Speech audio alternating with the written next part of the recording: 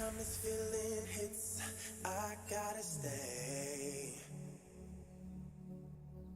Take this moment and get my fix. I gotta wait. My patience ain't that strong, baby. I'll keep this all night long, we'll see. Just don't take life too seriously. Let the feeling come. Just wait for it. Let the feeling come.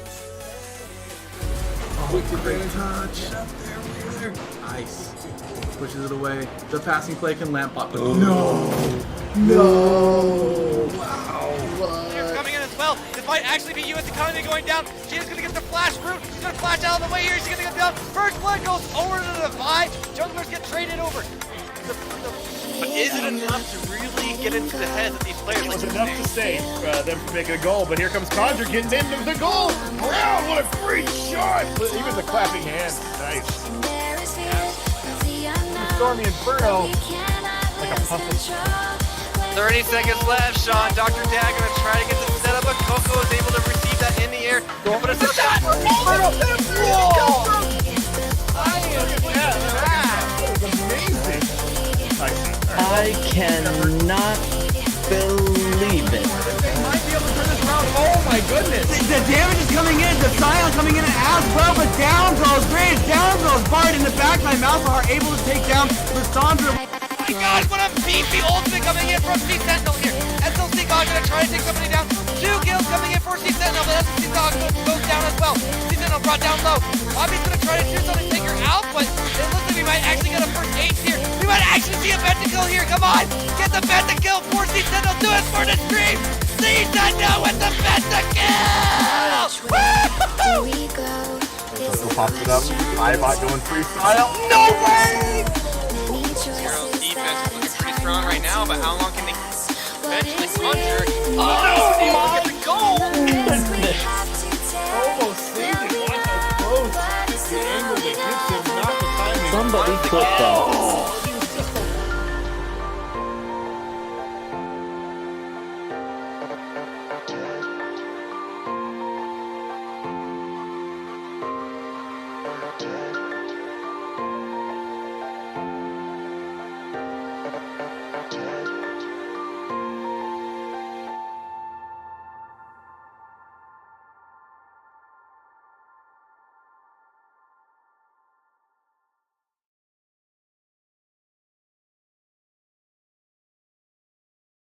All right, what up, everybody? Welcome to the League Esports Alt, the Salt Channel, as we so lovingly call it. I'm the One Fish here with you. I am with Log. As you can see, Hey-o. no camera available. However, he is here. I promise. Log, say hello. What up, man? Hello, what is up, everybody? Dude, so we are live. We are ready for some League of Legends here. This is going to be great. Our first matchup is the boys from Southern Utah versus Roman, their Crystal team. That should be pretty awesome. What do you know about these guys? Have you ever seen them play before? So I've seen the Southern Utah team play a few times here and there. I've played. They're from Utah, and I'm from Utah, so we kind of have that to go off of. Is this But Southern other than Utah University or is it Dixie? It's a combination, so it's Dixie Oh, okay. State and Southern Utah. Okay, so it's From the what I've general been told. region of Southern Utah. Right? Yep. So that kind of whole. So I graduated SUU. Go Thunderbirds. T-Birds. Yeah, it's a combination of those two schools, basically. Awesome. That's really, really cool. I'm excited to have them here. I know Revenite was in discussions with them, getting them in to talk. And yeah, so really, really cool. Great to have them. We've got 3 different matchups tonight. Obviously, we're going to be seeing 6 different teams, I believe. Lots of good action going down in the league. A lot of people joining up. There should be a great set of competition. Let me take a look here at the week 1 matchups. That way you guys know what's going on both channels. This obviously is the alt channel. The main channel up first is Eclipse Fury and Spew, which is not the Harry Potter Spew, but the sometimes something eventually win. Can't remember exactly what it stands for. Teriyaki Boys and Roman will be game 2. Then Novasphere Gaming versus Gladiators in game 3. Here on our channel, we got Southern Utah A versus Roman Crystal. Roman Esports shouting us out in that tweet earlier. That was awesome of them. Game 2, Southern Utah B versus Novasphere Gaming. And then Vape.io versus Team Very Nice. The Very Nice team. They're very polite. Good guys. As they will be our finale for tonight. All right. So, Log, what's our situation? Are we about set to go? Is everybody in LCS order? Let's find out here. I have no idea. I can't tell. Just so anybody watching doesn't get the wrong idea. Hey, Ickley, thank you for the follow there. I am not a League of Legends expert, specialist, or aficionado. Okay. I play other games and I watch League of Legends occasion, but this is not my forte. So I'm going to defer almost 100% of casting duties to Log during the game, and I will worry about camera and all that other stuff. And if I'm doing something wrong, tell me in chat. I have it up. I will be watching. So it looks like we're going to the ban screen, right? Yes, we are. We're heading in the champ select, and we're going to start off these. Everyone, all right, let's get there. as you can see, everything. All right, so everyone's in their allotted orders, as you can see. Everyone, we have Shadek for Southern Utah University here, or I guess Southern Utah Esports in general. Shadex in the top, Penguin Ninja in the jungle, Electric Sheep in the mid lane, Gummy Hat as the AD carry, with CJ Saurus as the support. And for the Team Roman Crystal tonight, we've got Zero in the top lane, Jason Jungle in the jungle as he should. RC Larson, he is going to be found in the mid lane along with Pillows in the AD carry position, and Happy Guilt will be the support for Roman Crystal. And we're already getting started in picks and bans, patch 9.2. This is some exciting stuff right here. Right now, the meta is all over the place. Everyone can go anywhere, it feels like. And you kind of got some pretty powerful bans right off the bat. You can kind of see more general bans for the Roman Crystal team. They got Cassiopeia out of the direction, very devastating champion itself, and they got Urgot out as well. They're really trying to read Southern Utah's teams and make sure they're more. They can kind of predict where they're going to go rather than having Urgot and Cassiopeia who can flex in the top lane or the mid. They've got so many places that they can. And so, awesome. Great bannings so far for Roman. As we see a little more targeted bans, I feel like, over from the Southern Utah side, a little more solo independent. They've probably had a lot of solo queue games against these champions, and so we'll see Lucian first pick. No surprises there. He's a very strong champion, can flex anywhere. Honestly, I've seen more Lucian top lanes than I have AD carry, so we might be seeing this as a top lane Lucian. But again, it's only the first pick. We'll be excited to see where it goes as we turn over to Southern Utah. Yeah, picking the first two champions. Yeah, so real quick while they're picking, I'm going to catch up on some of these follows real quick. Ciro, Igley, this is Patrick. Hi, Patrick. Daydream, Eradicating Hat, are Nora, and Frodo the Blue. Thank you guys so much for the follow. The alerts are going off, so had to call that out real quick. Heck yeah, welcome. Everybody, one and all. And already, Southern Utah's picked their team, or picked their champions. We got Swain and Varus already. Definitely Varus. I can see him going to the bot lane. I've seen more Varus in bot lane than I have anywhere else. Very strong down there. Just a very reliable pick. Lots of high burst damage and a really reliable carry overall. And there's a Sejuani. That's a pretty. Sejuani is powerful right now, to say the very least. She's dominating solo queue right now. She's got a lot of damage on her. In the pro scene, she is a monster. Always picked, always watched for. You got to watch out for just the amount of crowd control that she can produce.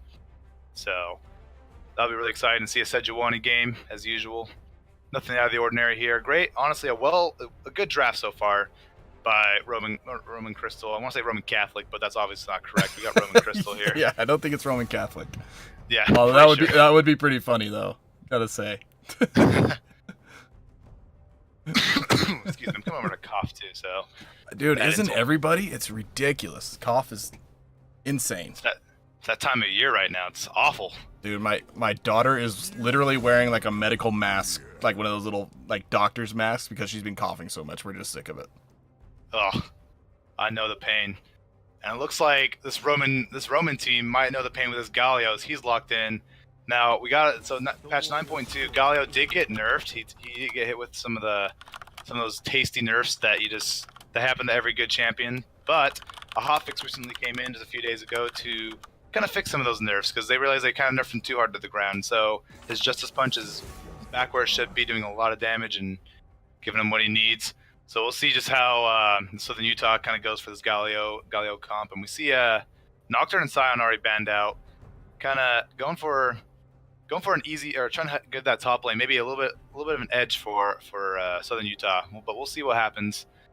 Nocturne can be devastating in itself, and Scion's is a safe pick in general. You can't really go wrong with a Scion, tanky, juggernaut, all in damage. He's got the whole shebang. You gotta watch out for him. And Southern Utah are definitely doing so as they ban him out. And a little bit of picks of as far as the banning goes for Romans, got some jungle targeted bans. Camille and Xinjiao, they want to keep their Sejuani as safe as possible because she is rather weak in the early game. She is very easily bullied out of her jungle, and so they're going to get rid of the problems get rid of the problems that Sejuani would have. And Xinjiao and Camille, both really powerful early game junglers. So great banning overall. I'm really liking what Roman Crystal's pulling up here.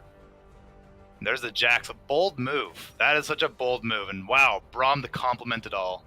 That's a mustache. That is a mustache, guys. That is That mustache wow. can carry worlds. I promise. They win. It's over. Mustache Oh, yeah. wins. Sorry.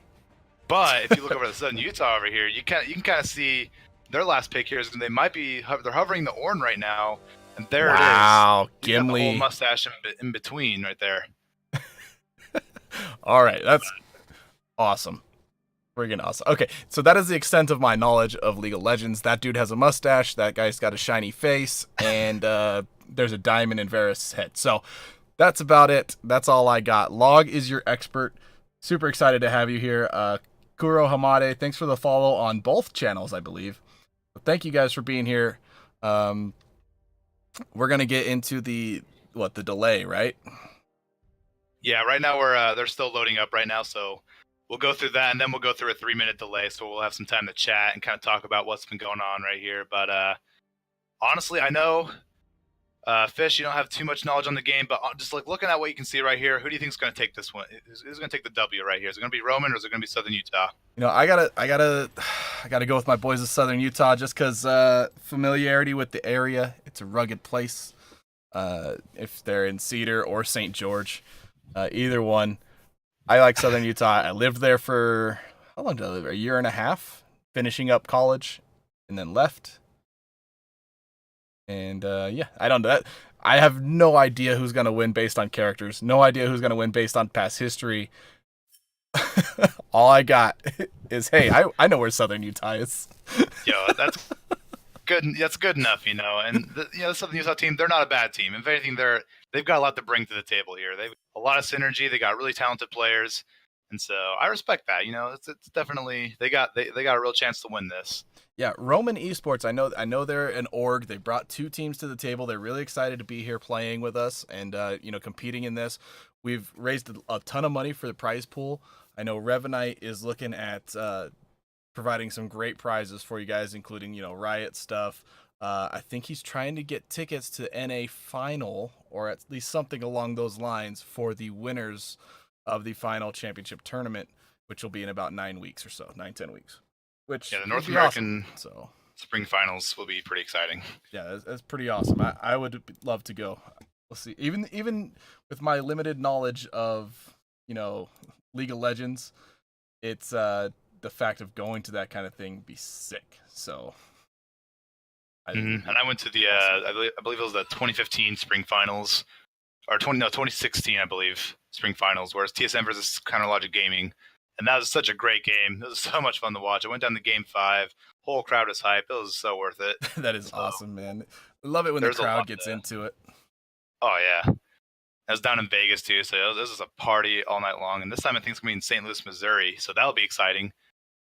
All the way kind of more towards the East Coast, which is kind of rare for the League of Legends to kind of venture off into.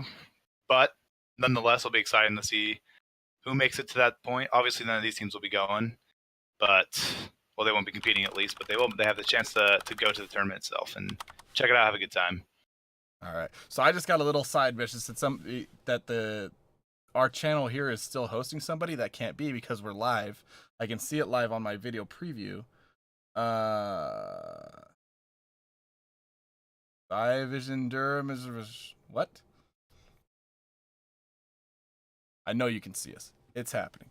All right, so we're about to get wrapped up with the spectator delay. We're not hosting anybody else. We are hosting ourselves. I don't know what you typed. Did you close your eyes and do that? I'm guessing you did because it came out in Swedish, and I don't speak that language. All right, here we go. Hey, Pruitt. 3, 2, 1. Here we go. Hopping into the game. This is some exciting stuff. I'm really a big fan of both of these teams. I think both teams have some really powerful picks. Have a few flex picks. We have Echo in the jungle. We have Ornn, who's got a lot of buffs in the top lane. So we'll see how that guy goes up against Jax. Jax received a lot of nerfs, or I guess a pretty decent nerf. Oh, We'll see just how this Jax player will deal with that. How he can put up with this buffed Ornn. Be 2 Titans clashing up in the top lane. Keep your eye on that, because if a Jax gets any amount of lead whatsoever, they'll continue to just he'll take that and he'll just keep pushing it further and further into your team, into your base, just until they've got every objective and every tower and every kill. So it's something you got to watch out for if this Jax really can bring to the table what everyone kind of expects out of a Jax player. all right. But yeah, man, I'm excited. We've got some cool stuff for you guys. I don't know if you watched some previous streams. We have updated our overlay. We've updated our look. And who's playing? This is Roman Crystal versus Sulis. I think it's A, actually. Their LOLs. Which one's which? Who's blue? Who's red? so the blue team is Roman Crystal and the red team is Southern Utah. Okay, I have it backwards on my overlay. I will fix it.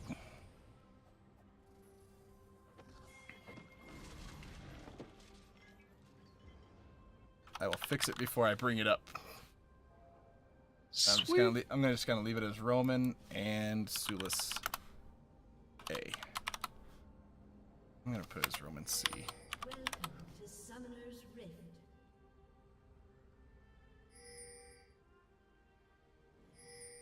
Should work.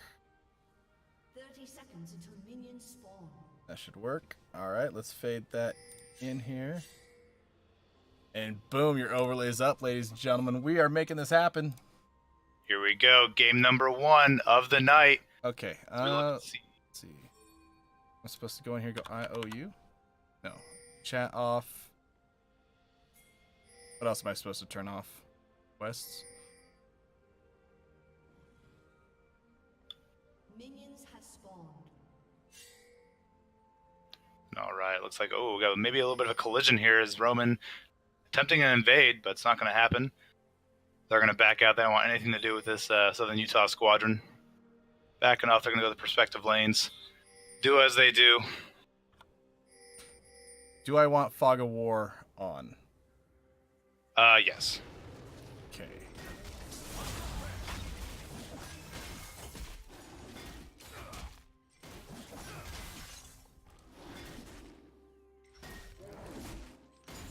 All right, as we get into the game here, this is going to be some exciting stuff. It might be, honestly, a very mellow, depending on how Roman's going to have to play this. Might be a very mellow game for them, but maybe not. Jax getting a little bit of damage onto Ornn there, up in the top lane. But here we go, maybe a little bit of an engage. Nope. They're going to back off. They're going to trade some blows. Fist bump each other. Yeah, you guys are strong. I feel that. You guys are strong too. Big oofs all around.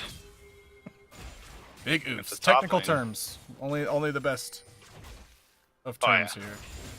Highly professional. There we go. The bottom lane is hitting that level 2 spike, and they're pouring it on. Lucian is a very powerful laner in of itself, and Pillow's definitely utilizing that to his best of ability. And Braum, a beautiful compliment, is hold on, Penguin Ninja getting a little caught out here. Is now a little skirmish into the river near the mid lane. Galio and Sandra battling it out. RC Larson taking none of that. He's going to back out. Doesn't want any more, and we'll go back to just a regular game of League of Legends right now. It's still early, right? Plenty of time. Still very early on. Lots of blows being traded as the laning phase goes. Maybe a little bit of a gank Reno coming in on the mid lane. It said Giovanni making a play here, but Jason Jungle's not going to find anything. Look to see Justice Punch out.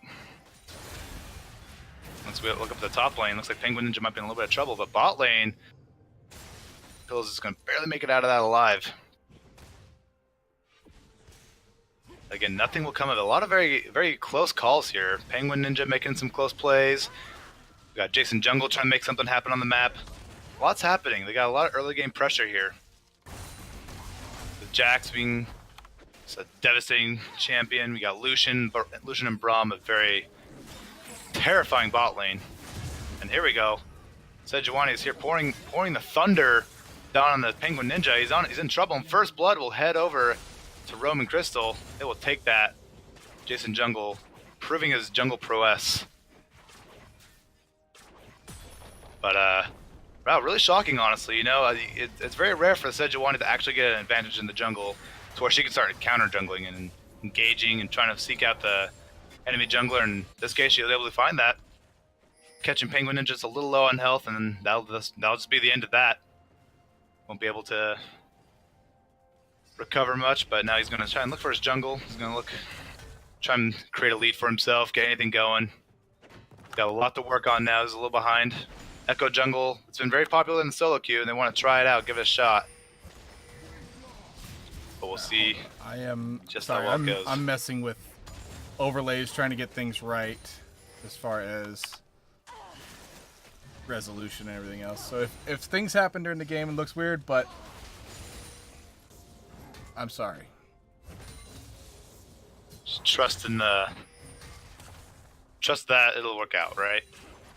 Yeah, I'm trying. I'm not the normal streamer for League of Legends. Just putting that out there.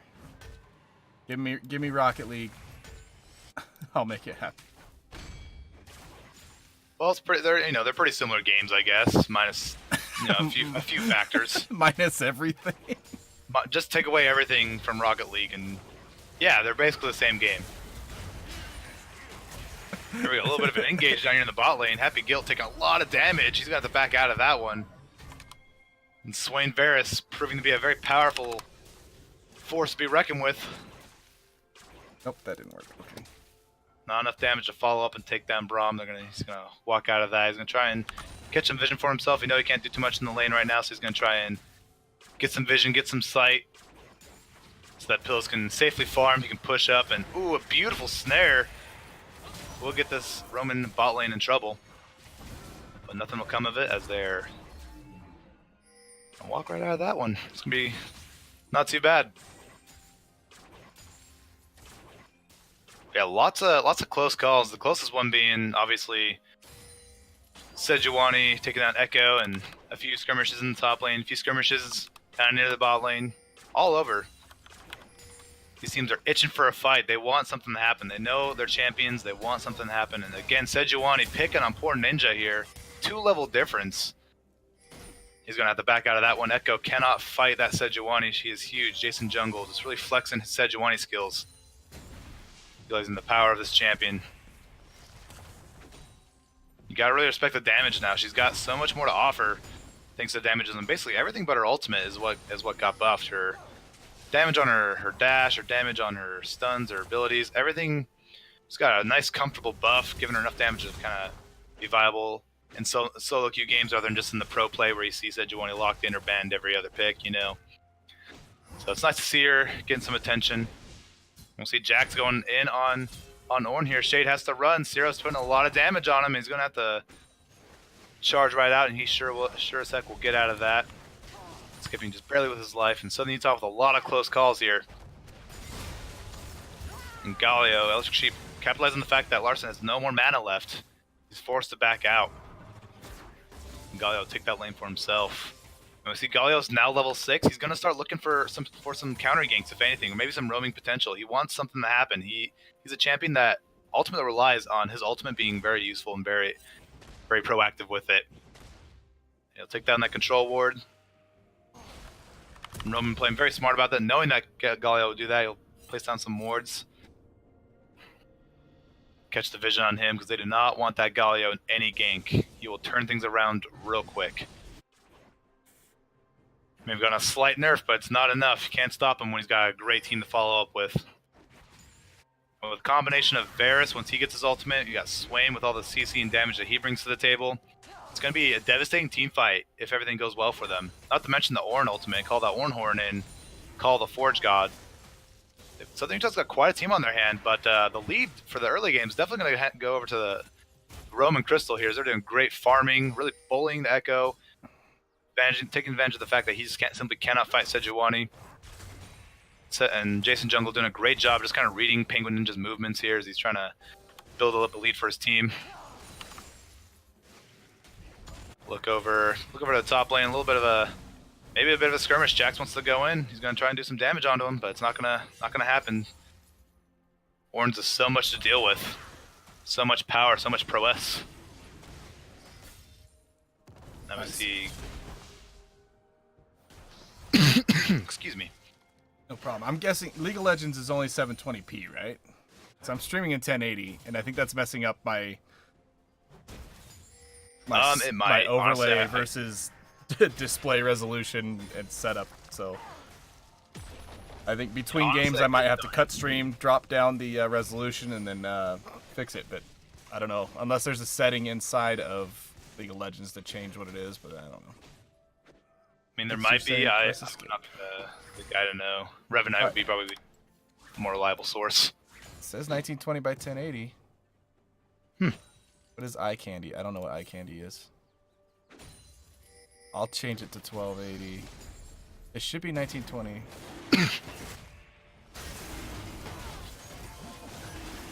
Alright, looks like the Ocean Drake will go over to the Roman Crystal team. Jason Jungle just on top of these objectives, really giving this Roman team just everything that they need to really get started here. And they kind of took. Sorry, go ahead. Very good. I was saying he's taking down the Echo. He's really ruining that pressure the Echo really brings to the table. So he's not going to be a threat. And then we got a little bit of an engage in the bot lane. Pillow's going to have the culling. Glacial Fisher will go down, and Gummy Hat will be dropped by Pillows.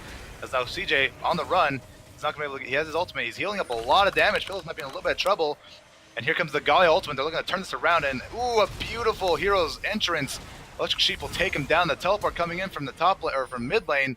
Lysandra is here. He's making a play. Pillows in a lot of danger. He's taunted, and the Ignite will fall down, but the Lysandra Frozen Tomb will catch up Electric Sheep, and he is now in a little bit of trouble. CJ out of mana. He's not going to be able to do too much. Maybe Electric Sheep will get away, and he will not. Lysandra will take him down.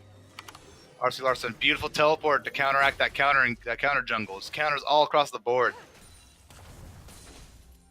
It was a great play. Ultimately, Roman winning that team fight, or that little bit of a skirmish right there. Blowing up a lot of summoner spells, Ignite, Flash, everything's down for the mid and the bot lane right now. But they were able to pick up 2 kills for that exchange. So it's well worth it. They'll take that gold happily. They'll carry them now into the mid lane, mid part of the game. Where we start to see these champions are going to start roaming around now. Obviously, Jax is going to try and look for some openings if he can. Lysandra, she's got the teleport, she's got the mobility. She's going to be looking to make some plays here. Her ultimate is so crucial.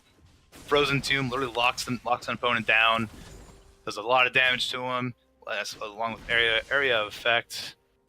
Great way for this team to capitalize, and they're doing so very well. And Shade throwing a lot of damage on the Zero here. He might have to run away, but as called the Forge God will be thrown down, but he's going to jump out of the way. Beautiful dodge by Zero. It may not be enough because Penguin is looking for blood here. And the cavalry is here. Jason Jungle and Larson saving the day as Ornn will get taken down and Penguin is forced to run away. But he's all alone up here. He's got nowhere to go. The smite is down. got a lot of double flashes are burnt. Penguin running for his life. A beautiful stun from downtown will take down Penguin Ninja and his life. And Gummy Hat is also in a little bit of trouble. The culling will get dropped and he will be dropped just like that. Roman making huge plays all across the game, all across the map. This is beautiful synergy from this team. Everyone being exactly where they needed to be. A beautiful counter gank again by Jason Jungle and Larson right there to help out. Perfect timing, and they weren't even able to. Southern Utah unable to pull a single kill from that. Yeah, so it's rough stuff. It's 6-1 on kills and looks like a 5,000 gold lead. Is that insurmountable, or can they? I would say. Yeah, I that's see you come huge back? right now. 5,000 gold. That goes a long way for this team. And you kind of look at the items that they have. They've already built up here. Jax, he's getting ready to finish off that opportunity force. Lysandra already got that proto belt. Everyone's got bounties except for Braum, of course. And here we go, a little bit of engage in the mid lane here. That's nothing. Maybe nothing. Oh, hold on. Frozen Tomb's gonna go down. Electric Sheep. He went far too far away from his teammates. And that'll result in his death. As we now see everyone grouping up, gathering in the mid lane. Lucian still pushing that bot lane, but a lot going down. CJ looking to get a little bit of damage off on this team, but now Jax going in with a beautiful stun, counter strike, and boom! CJ will get exploded. Now Penguin Ninja in a lot of trouble here as Happy Gil will get taken down by Ornn. And Jason Jungle, again flexing on these guys, tanking the turret. Lots of deaths will be going over. Oh, and adding insult to injury, Shade X will fall to Jason Jungle. Double kill. I guess to Larson. Double kill. Beautiful. That was huge. Again, right there, that team fight. Southern Utah, they did what they could, but it simply wasn't enough.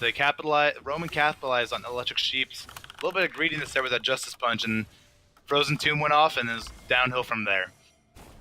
Southern Utah trying to recover from it, but it simply just wasn't enough. That Pillows will get some free damage on this tower, and he will take it. So he's still farming up. He wasn't even there in that fight. You can only imagine what would happen, how fast that fight would have been if Pillows were there. So Southern Utah in a bit of a scary situation here. 14 minutes in, 11-2. They're down a lot of gold. That is a handful of gold, 7,000 I believe, or along those lines. Because math is not my strong point. But as we see, Who does math? math, you know, who needs it? It's math, you know. Othkirk A and C next to the names. We have the Southern Utah SULES A. They have A and B, and then Roman C stands for Crystal, because they have Onyx and Crystal teams to differentiate their two. So just abbreviated Crystal to C to make their name stand out a little better, and then yeah, that's about it. Aquamist, thank you for the follow. Appreciate it. Rock solid combination that the Roman esports have right there. Gotta watch out for it. Maybe they'll play Malphite one of these days, you know? Match up with a team. Maybe Taric. Love to see that. Get some Taric on this. But, you know, honestly, do they really need to with this combination that I have here? Again, this team is just playing extremely well. Again, I want to point a lot of the attention for why they're doing so well on the Sejuani. She made such a huge, and hold up, we got a little bit of a catching out here. 2 ultimates burned onto Electric Sheep. He's forced to run away. And here comes Call the Forge God. Ornhorn getting called. And it's a little lost. Not going to be able to connect anything on that. You see the fight still continues. Electric Sheep running away with his life, but it may not be enough.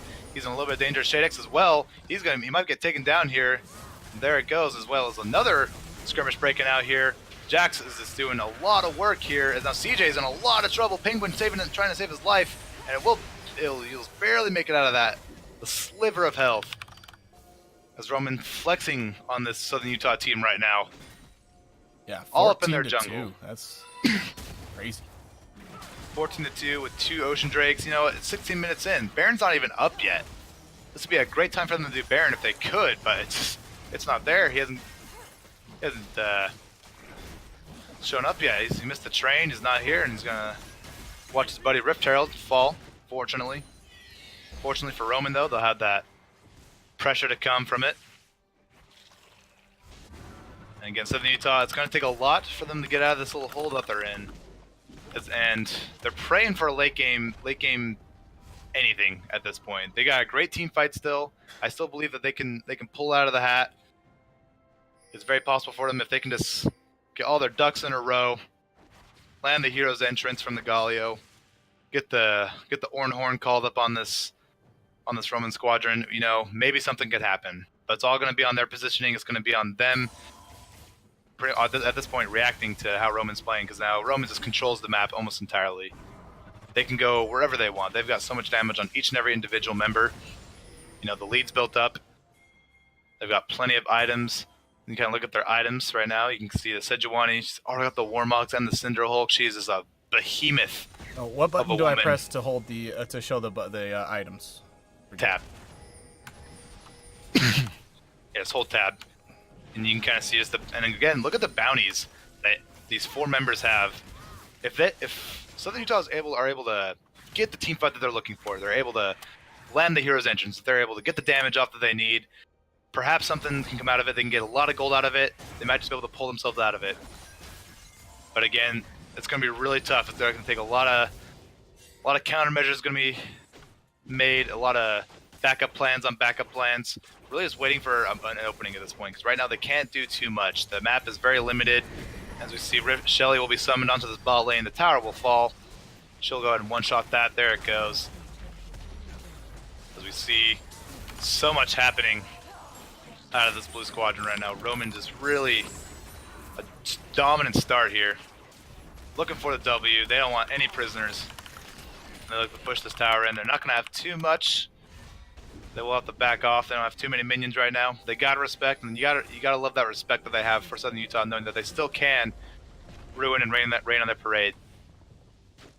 So this will be really exciting to see just how they make it out of this. You know, keep your eyes on the Galio. It's gonna be on him, his plays, watching the Varus ultimate, watching this. It's gonna be on all the ultimates hitting at once. Fortunate Penguin Ninja, he's not doing too much right now. Echo, once he's behind, it's very tough for him to get back into the game. But you never know. You know, this is the League esports. Anything can happen right now. True enough. We see reverse sweeps in Rocket League all the time. StarCraft cheesing people all over the place, and we saw some crazy games on Call of Duty last night. Oh, and here we go. Maybe the opening that they're looking for. Southern Utah catching out Zero. Here we go. Oh, but Braum is here. A Glacial Fissure. Hero's Entrance will land, but nothing is connected. Oh. Unfortunate. Oh, here we go. Larson making a play onto this team, but no one's there to help her out. She's all by herself, and she's going to have to run away. Penguin Ninja actually falling pretty low. They cannot fight this Lysandra. Swain doing what he can, but CJ does not have the damage to take her down. So much was burnt right there for Southern Utah, and nothing came of it. What a rough situation that is. They had the opening. They had it. But that Braum really got in the way. Yeah, so a nice save there from the Roman player, the Braum, to save his teammate, right? Yeah, the mustache man, you know? Happy Gil. Mustache. That mustachio's carrying them, I tell ya. Never sleep on the Braum. Carries the world on his handlebars. All too true right there. As we see, Southern Utah, they're trying to get anything at this point. They're clearing up the wards. They're trying to set up anything. They got the vision. They're trying to stabilize what little they have. But at this point, what do you think? Like, you can only imagine what's going through their minds right now. How are they going to come out of this one? Yeah, I think they have to sit a little bit defensive to try and gather some resources, right? They got to pick a kill out here and there, try and get some gold, and then slowly power up. I think they have to delay this game out because they've been out blitzed. So yeah, it's a best of one Walrus on a rotating 9-week schedule. So everybody will play 2 games tonight, but they'll play 1 against that single opponent. So if we tried to do 3 best of 3 matches in a single night, we'd be here till 1 in the morning, and some of us have to work in the morning. Dang it. Work and school takes the best of us. Ugh. So that's why we're all here, so we can not do that. We can play video games for a living, you know? That's Right? That's the goal, at least, right? Eventually, yeah. Consistency, I think, is the key there. And this Roman team again, speaking of consistency, again catching at the Galio. Third time's getting caught out. This is not good for Electric Sheep. He's gonna fall to Pillow. As now Penguin Ninja as well, he will fall, and Laser Fisher will connect on the Gummy Hat. This is not a good situation for Southern Utah. They're on the run, and Lysandra will hit that frozen everything. Oh, she's just so cool. She'll take down Gummy Hat, or I guess Pillows will take her down, and now they're looking to take down that Baron. I'm looking maybe the end of the game off that, perhaps. Death timer's maybe not that long, but maybe Zero actually in a little bit of trouble here. He's trying to run away, and he'll just very well get away with that. And again, beautiful plays out of this Sejuani, out of this Lysandra. Larson and Jason Jungle really are utilizing everything that their champions offer right now. Just the amount of CC, the amount of power and damage that they have right now, absolutely something you should not sleep on. And they're wide awake, as you can kind of see just how well they're winning in their lanes, right? Like just respectively. You kind of pull up the item bar again. You can kind of see just how hard they kind of won their individual roles. Pretty great stuff to see here. Yeah, that gold difference is amazing. 15,000 gold difference, 17-2 in kills. Just a domination here in week 1. And the difficulty is you don't really know in this first week what this other team is going to be doing. Like it's a blind match basically, unless they've scrimmed them off stream and off schedule. It's going in completely blind. So you got to trust your own strategy, and sometimes it just doesn't work out, and that's what it looks like is happening here. Mm-hmm. And we got a bunch of follows, and thank you guys, Larson, Midget Gizmo, Walrus, all your follows. Thank you, they're so appreciated. There you go. Southern Utah making a last-ditch effort. Oranhorn will miss. Zero will delete Gummy Hat immediately, and Larson is godlike over Penguin Ninja. Double kill will go over to Zero, as they're now looking to clean up this fight. Under the tower, the dive is happening. CJ on the run, and as we see, 4 members of the Southern Utah team will fall. And it might not be enough. CJ maybe looking to do what he can to save this tower, but the inhib for the bot lane, and now they're looking to see the Roman team might just end it off this push right here. They just might do that. No one's here to fight it. CJ can't do anything right now. He is stuck, to say the least. It looks like they're going to try and finish him off, and they will just do that. The Nexus will fall. Roman Crystal have taken the win over Southern Utah A team. There it is. That was quite the dominating win, to be honest. That was wow. Quite the flex, if I had to pick any word for it. That was just game 1 right there. And obviously they'll probably match up against each other in the future here with definitely next 9 weeks. So they're probably itching to play each other already, as we can see. But yikes, man. That was a dominating first start by Roman. Beautiful, beautiful gameplay across the board. Again, highlight has to be from the jungle and from the mid lane. Just so many plays coming off of them individually. Only dropping 2 kills, both of them on Braum, or I guess 2 deaths, both of them being on Braum. Unfortunately, our mustachioed menace was part of the reason why Southern Utah had any chance in this game. But dang, there it is right there. Wow, that was pretty legit. So we're taking a look here at the stats. Who do you think is your standout? Who would you pick as the MVP of the game in this last 25 minutes? Who was the MVP? Oh, I'd definitely say if I had to pick it would have to be out of anybody, Sejuani or Lysandra. It'd be Larson or Jason Jungle. And I guess out of those two, I'd probably have to give it to Lysandra just a little bit more than I guess Larson. He was there everywhere, like any gank that was happening, any lead Southern Utah kind of had or was trying to get up, they're trying to build for themselves. Like Larson was there just to kind of capitalize on anything they were trying to do, doing everything she can, just having so much damage, just so much like roam, so much pressure onto the Southern Utah team. You kind of saw with like she was everywhere. She was bot lane, she picked up a few kills. She was top lane, she was in the jungle. She was everywhere. I think I have to give it to her. You know, or I guess him if it's a him. Yeah, her, him. I don't know. J, what is it? I don't do gender neutral pronouns. I have no idea what they are. I just mess them up. So I'm gonna bring it back to the caster desk. Hopefully, you can get a screenshot of this. I don't know how, but there you go. Screenshot it. We'll clip it. Whatever you need to do. But yeah, so I'll bring it back here. Wow, so amazing first game.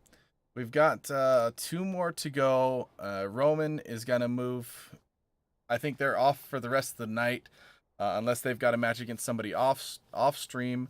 But just to kind of bring you back, I'm the one fish here with you, controlling the game screen, trying my best. I do apologize for the resolution stuff. I'm working on it. It is foreign to me as far as getting it all going. So sorry if it looks weird, sounds weird. Hopefully it doesn't sound bad, but you know what I'm saying. Man, craziness. And then also we have Log here. Log, what team do you come from? Are you specifically just a caster and a fan, or are you going to be playing at some point?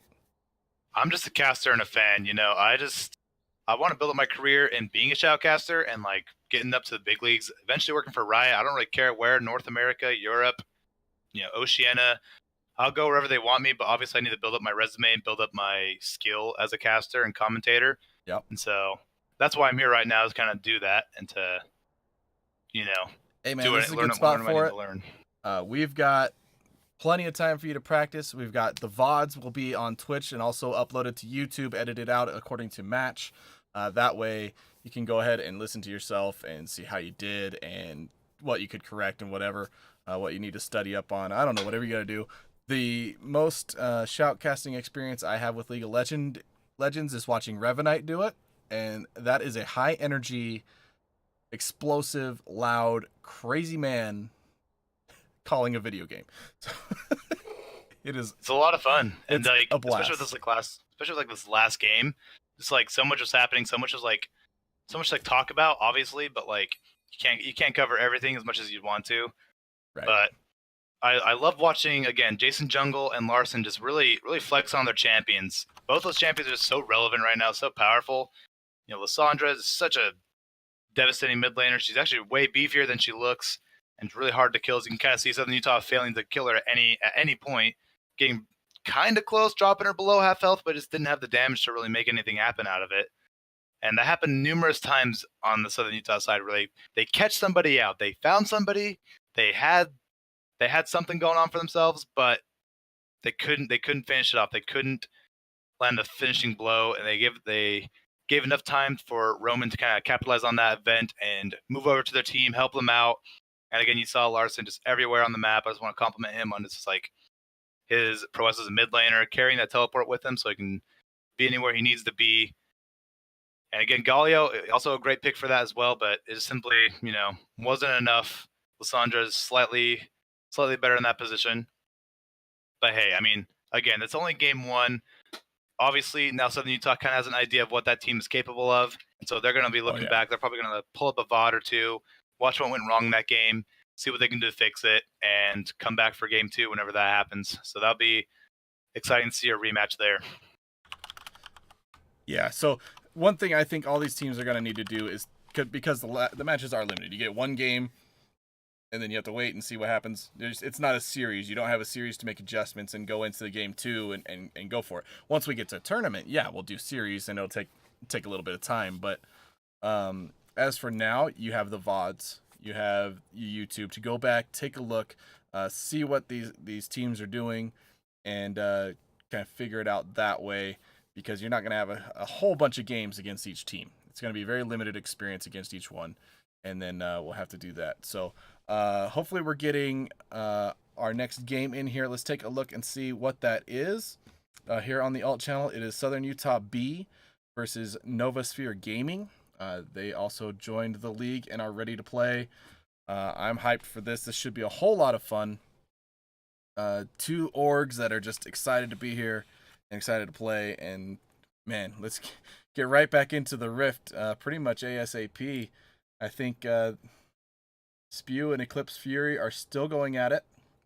I can't remember what Spew stands for. I know it's sometimes people eventually win or something like I don't even remember. Some weird name. Some weird name. But so this team is Novasphere, right? That's the team that's up right now. Is that? Yes. Let me look in Discord. Let's see, where are we?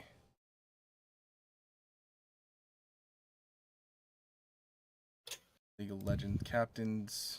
It should be Midget Gizmo.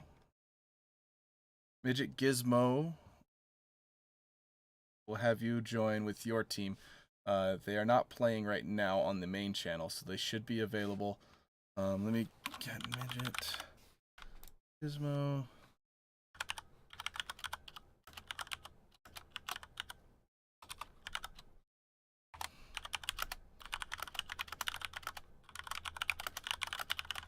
But while you pull that off, Oops.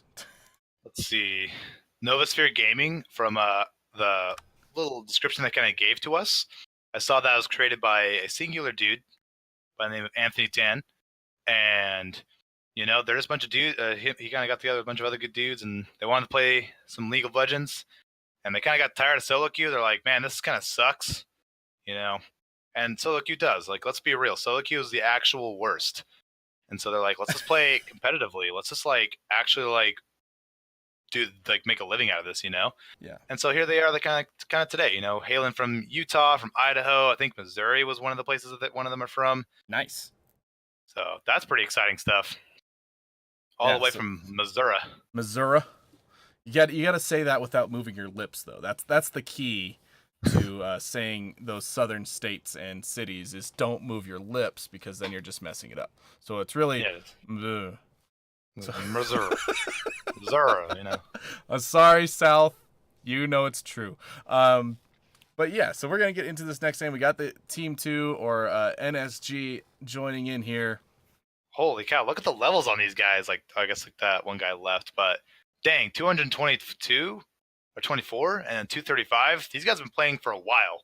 Yeah, Or they play a lot. or they play a lot. And that's one thing, like you were talking about why they joined and how they got together. That is kind of the League Esports, and what we do is we bring teams and say, hey, you want to play together in a competitive environment that's organized, that's not in toxic matchmaking, join us. We're going to have a good time. We're going to have some fun, and it's going to be beneficial to you, and you're going to get an audience, and basically we're going to make you feel like a professional player with all our casting and production and everything else. And then you get to just enjoy. So, it's exciting. It's fun. Hay is going to be spectator mode. He is the coach for SULES. They're for Southern Utah, so he's going to be in there with them. If you want to go ahead and help them get this game set up, make sure they're in LCS order and everything like that, then we can go ahead and get that going. All right, let me bust out my coin. Oh, looks like they're already... Oh, all right. I guess they're going for it. Let's see if anyone leads. I don't know if they're okay with that, but if they are, if they're okay with the sides that they have, I don't know the, actually, I do know, kinda. Let's see. All right, so I need to know one thing. Who is red and who is blue? So right now we have Novosphere Gaming as red and Southern Utah B as blue. Perfect.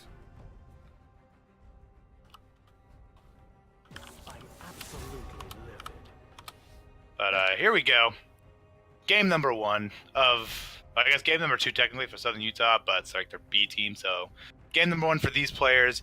Game number 1 for Novosphere. Let's get friggin' hyped up. Yeah, man, let's get some hype in the chat. Glad to see if you PogChamp got it up. any kind of hype emote. PogChamp will work. If you don't have any, we'll take it. So we're working on some new emotes, I promise. We're trying to get some things together. We just got our sub button here on the alt channel. Clapping Yeet. hands. And so we're excited about that. Get that going.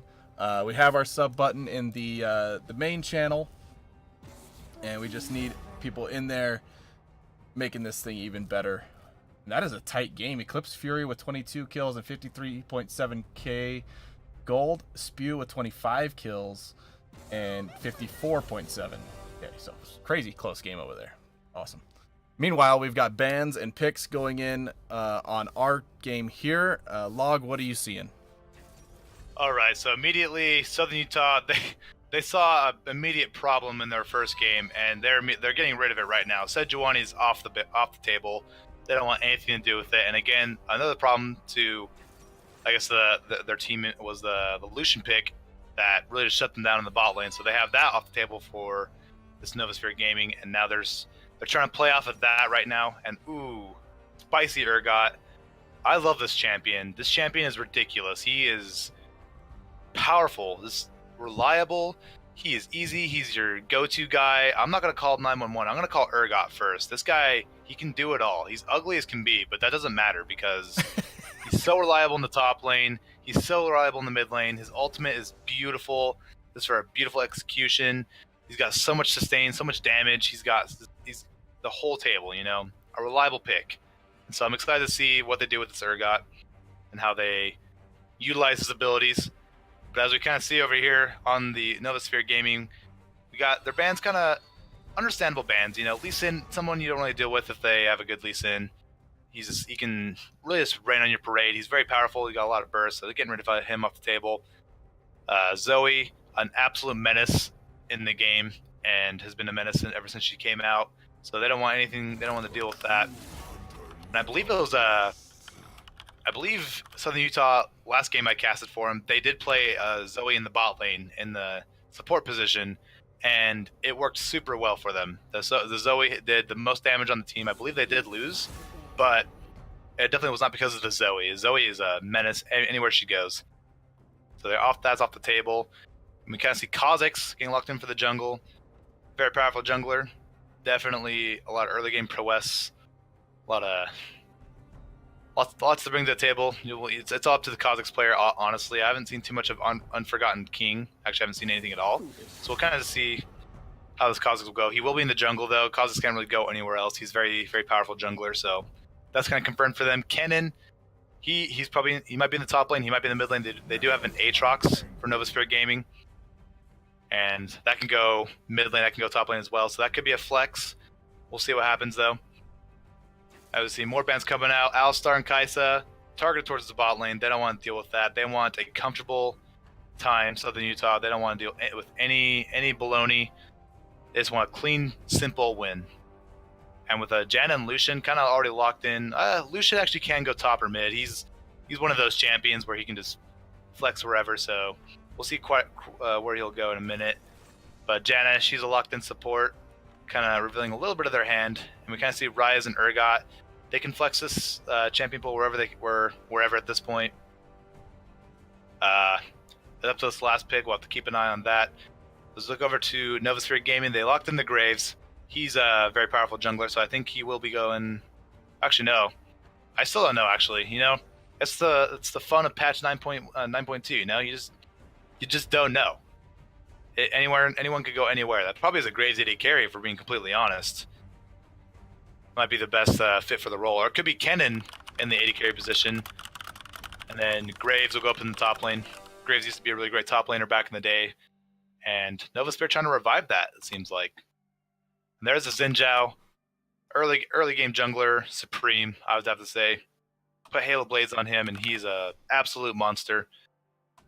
So Southern Utah, with this team right here, they're kind of looking to end this one pretty quick, you know. Maybe in mid games when they want to try and end it up. They got Lucian and Janna, so they're going to have a really safe bot lane. They're really looking to win that lane completely. And we got till the 20-second mark to see where everyone's going to go officially. But it looks to be like a Kennen top lane and Graves in the AD carry position, so that'll be really interesting to watch. That'll be a real hootenanny if I had to pick out a word for that situation. Real hootenanny. All right, so we're looking at a rumble. We're going to look at a lot of battles. Who do you think has the advantage in a team fight? In a team fight? I'd have to give it to Novasphere right now. Kennen and Zyra are just monsters in any skirmish or any fight whatsoever. With the Slicing Maelstrom and the Wild Growth. Just beautiful AoEs, lots of CC, lots of damage. You know, this Southern Utah's going to have to build a lot of magic resist just to like deal with that in general. Whereas this Southern Utah team, they don't have too much work with as far as the team fight goes. They're looking for just like easy skirmishes. Maybe the 1-3-1 comp, put Urgot in the splitting lane, or put Ryze somewhere up there where he can just farm up. He can push the lane. He can do what he can, try and end it early. I'm a little worried for Southern Utah and how they're just going to fare when it comes to those moments where they do have to fight. And they're just hopefully relying on their maximum amount of damage, which they do have a lot of. They have a lot of burst damage, a lot of shocking surprises that they can bring to the table. But a safer team to put your bet on would definitely be Novasphere Gaming with a lot of power picks. They got the Aatrox, they've got the Cannon.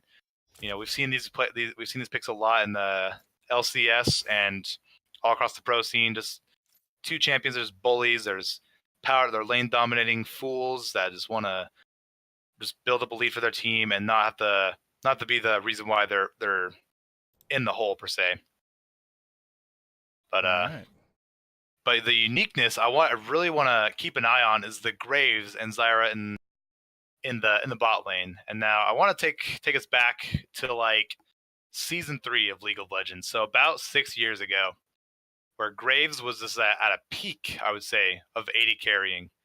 Right before or a little bit before his change, he was a great, bursty, kind of just all up in your face AD carry, and he had a lot to bring to the table. But eventually he got nerfed up, and a new AD carries came to the position, and he just kind of became useless and irrelevant until they gave him the buff and made him a jungler.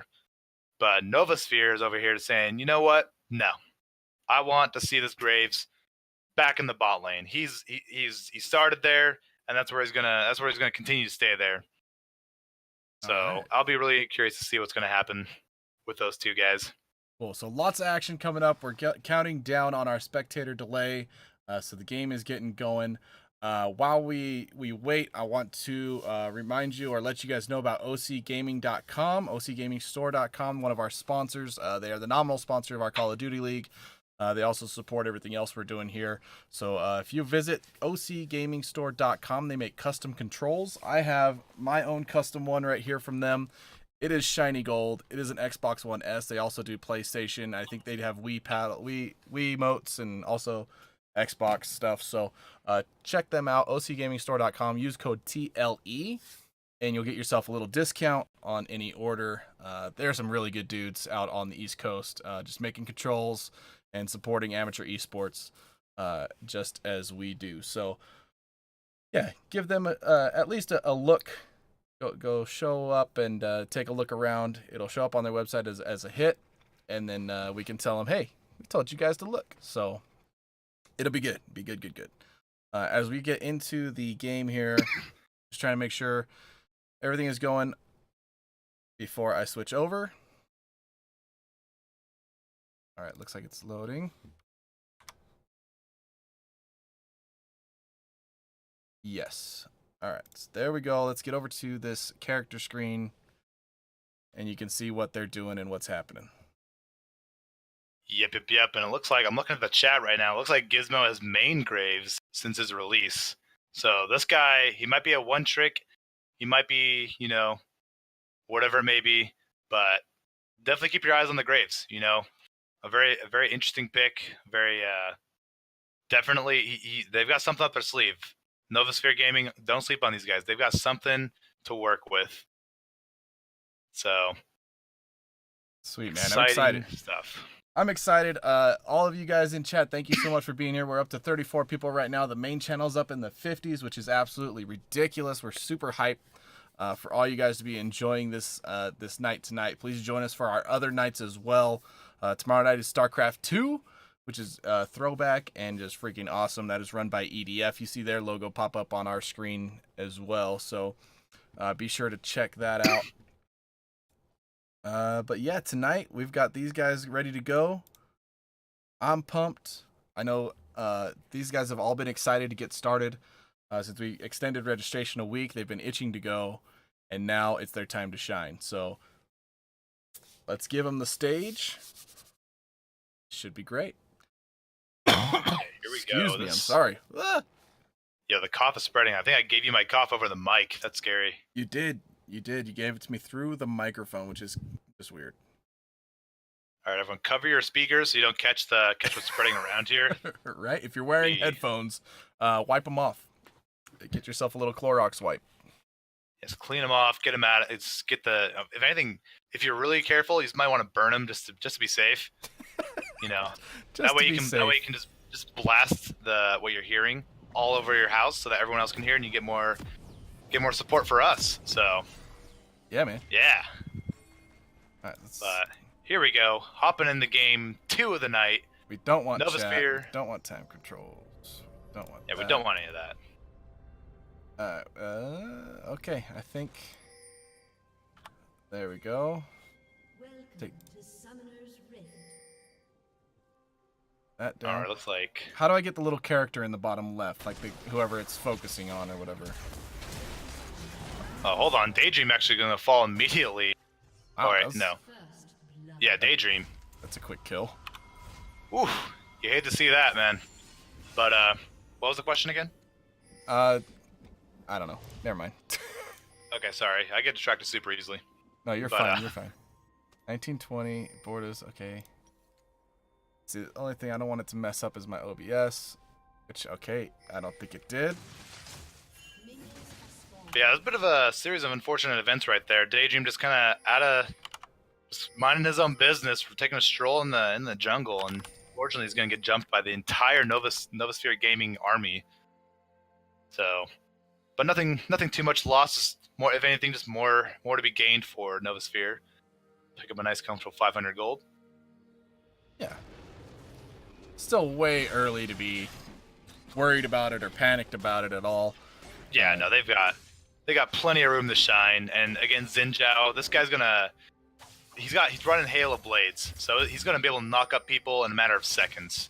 So keep your eye on that guy. He's gonna be trying to making some plays, kind of make up for that deficit that he kind of created. So keep an eye out for the early ganks. Keep an eye out for whatever he may have in store, because he's looking for blood. He's an early game jungler. He has a lot of damage to give, so much to offer. And we kind of look in the top lane here. Urgot taking a lot of damage. We go to the bot lane now. Nothing too much happening right now, so you gotta we gotta play the patient waiting game. And again, it's gonna be really interesting for that Graves to farm. And really, hold up, maybe Xin Zhao looking to make a play over here. Nora in a lot of trouble. He's gonna have to back off of the ignite. Will take him down. A dude picking up that kill. Unfortunately, Daydream was not enough to save the day. Kill number 2 heading over for the Novasphere. Yeah, so a quick 1,000 gold lead here for NSG. Seems like they're pretty aggressive. Yeah, definitely. They're looking for blood. Aatrox, he's a very aggressive laner. He's got a lot of damage to offer. And hold on, oh, Daydream, maybe falling for the bait a little bit. Kha'Zix will burst him down immediately. Oof. And that's rough stuff. Kha'Zix really capitalizing on the fact that Daydream was all alone trying to hold the lane for Nora.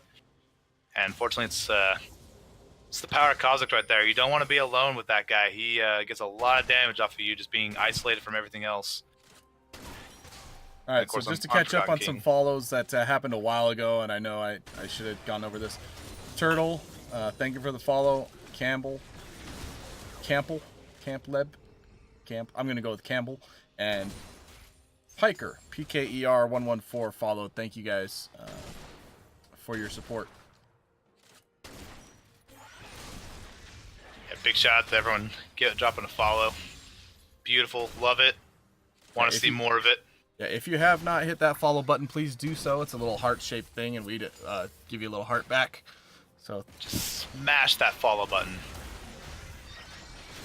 So a little bit of a spicy engage going in. Onto the top lane, Daydream looking for blood. Nightmare having the run. All up in their sleepy business. And here we go, he's gonna fall low, but it's not gonna be enough as Nightmare will get away. He will walk right out of that.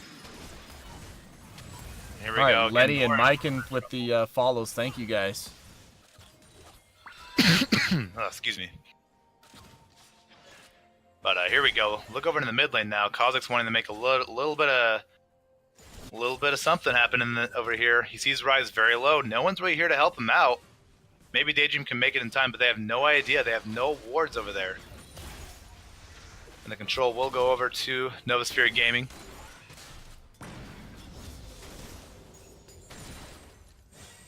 We can continue on to this game. Kind of look at the farm lead. Looks like Graves is doing a lot. Got 10 creeps all up on this on Lucian here, which is really saying something. Really, you got to give credit to Gizmo over here. He knows his champion inside and out, and if he's able to far more than the solution is, who as a champion in general is just known to really dominate the bot lane, just have a lot of harass. Graves is kind of a really great countermeasure to that because he also has a lot of burst. He also has a lot of damage to give out really early in the game. And with Zyra, a really genius combination that they have here. They really thought this out. So you got to respect that. And as Daydream in a little bit of trouble here, dude pouring the damage on him. But he's going to walk away from that. He's going to get away. Very clean, very nice. Daydream now looking to get anything in his jungle. See Kha'Zix going for a little bit in bait. We might get a little meetup here in the jungle on the red side. Daydream in a lot of trouble here. He's very low, and Kha'Zix will take him down. Maybe a bit of a knock-up. No. Yes. Yes, there it is. All right, so that's the 4th kill for NSG early in the first 6 minutes of the game. First 5 minutes. It's very scary at that situation, you know. Not really, I guess, expecting the Kha'Zix to do that much damage in the early game.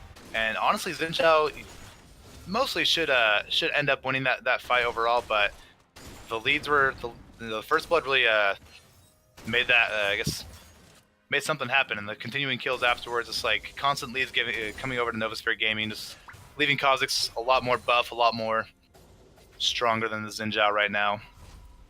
So it's going to take a lot for Daydream to kind of get back into this. And because of that, we kind of see Nora also kind of dropping as well. And the farm lead, again, the gold lead in general in the bot lane, will have to go over to Novasphere Gaming.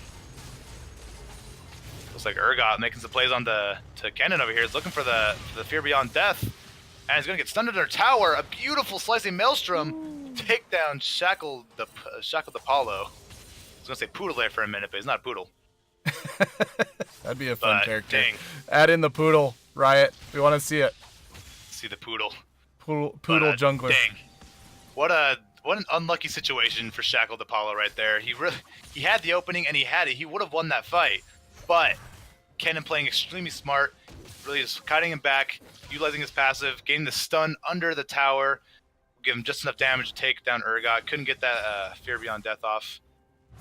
Maybe he did, and he was waiting for I believe actually he did hit it, but it was wasn't enough damage to execute. You have to wait for, I believe it's I can't, off the top of my head, I can't remember the quite number, but it has to be really low in order for the execution to actually happen. As we see another gank coming in here in the mid lane, Unforgotten King bullying Nora at this point, really is hanging around the mid lane, because Nora's going to get out of that clean and safe. Maybe not safe though, he dropped half his health, so. But World Ender having to be burnt by Aatrox, that might be something to look towards as Southern Utah are trying to get back into this game. The gold lead now grows exponentially, 3,000 right now. Yeah, it's growing and growing. It's only expanded with those 5 kills. Yeah, it's going to get scarier and scarier as the Earthdrake is now getting picked up, which will lead to a lot more pressure onto the towers and onto objectives for Novasphere Gaming. They're going to want it. They have the damage now for it. Towers are going to fall a little bit easier. They're going to look to make plays, make some pushing events happen. So here we go. Getting into this 8 minutes into the game, you kind of start the leads. You kind of see where the Southern Utah squad's kind of falling here as Nora will immediately get dropped by Unforgotten King. Again, picking on the poor guy. He's low, he's vulnerable, he's alone. It's rough stuff, but that's where Kha'Zix feeds. That's where he gets his damage. That's where he gets his recognition, his honor, if you will. Yeah, and there's the that's Fear his Beyond thing. Death. And that's what makes him special. The Fear Beyond Death, maybe a little preemptive, as Kennen was literally full health. Maybe looking to make something happen, but he was able to get out of that. But honestly, looking at the map right now, let's take a look at the mini-map. It's really dark for the side of Southern Utah. They don't have too many wards up. The only one being this Vision Ward over in the bot lane. So they're flying blind, which is very dangerous when you have a very fed Kha'Zix on the other team. They're going to have to really light up their map if they're going to want any chance of surviving the ganks that Kha'Zix is going to be bringing to the table. Unforgotten King just doing really well in this champion. He's got 600 gold bounty on his head. So it'd be great if Southern Utah could pick that up. But that's a hefty task. Yeah, they got to get some kills here and work together to try and close this gap. 6-0 on the kills, and 4,000 down on gold does not bode well for your team. No, it's rough stuff, but I have seen crazier comebacks. But it may not happen here as Unforgotten King is looking to get Daydream again in the jungle, and Aatrox putting a lot of damage onto him. He's on the run, he's running from it, and Nora's here to save the day. He's going to drop the snare, and the bomb plant will save his life. Still a chase going on, though. And Chillbro is on the run again. Very low, and the Coaling will get dropped. It's going to poke him down, but not doing too much damage. Aatrox kind of laughing at that as he goes right in. World Ender is dropped, and so is Janna. And now he's just going to run away. Lucian getting dangerously low, but it's not going to be enough. So collateral damage is not here. It's not happening. Gizmo, unfortunately, will not get that kill. They're looking to back off. They don't want to go too crazy.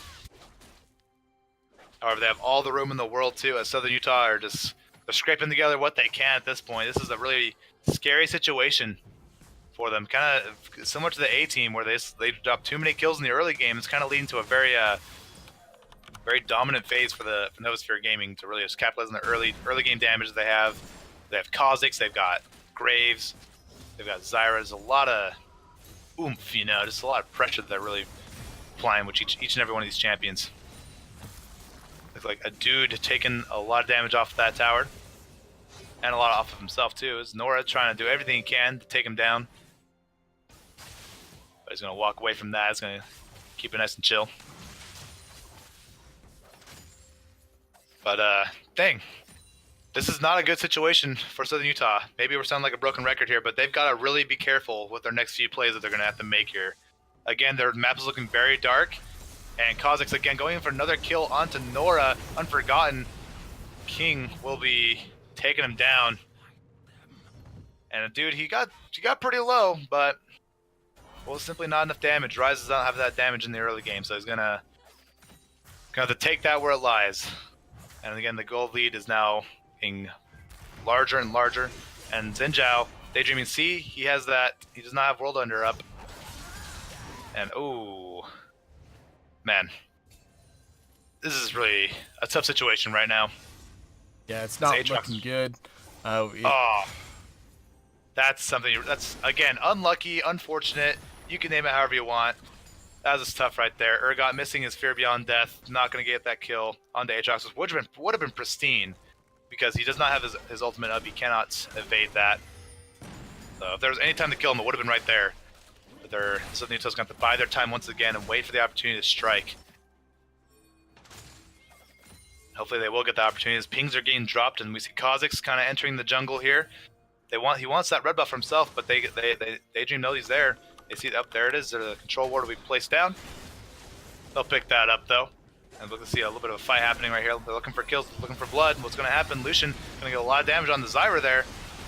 And we see Daydream engaged on, and there's oh my goodness, cannon up there. Slicing Maelstrom going to destroy Southern Utah completely. Double kill.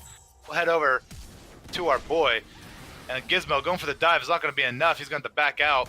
Too much going on for the Southern Utah squad. Unable to react to that. They tried their best. They did everything they could, but it wasn't enough because the teleport was there. Nightmare was on point with that slicing Maelstrom. And this is getting a little bit more than lopsided. Yeah, it's not looking too good for the Southern Utah team. And again, 2 towers are now dropping in favor for Novasphere. They're going to look for another dragon, add to their collection of dragons. This will be the Windrake. They'll be moving extra fast around the map now. Speedy Gonzalez. Again, a scary thought, having a Kha'Zix coming at you at Mach 10 speeds. So hopefully Southern Utah will find some way out of this game. And again, I'm going to give them the shot. You can't really throw Southern Utah out of this game yet. They still have the Urgot. They still got the Lucian. They've got a lot of playmaking potential. It's just going to take a lot of effort on their part. Keep the wards up. Keep the vision alive.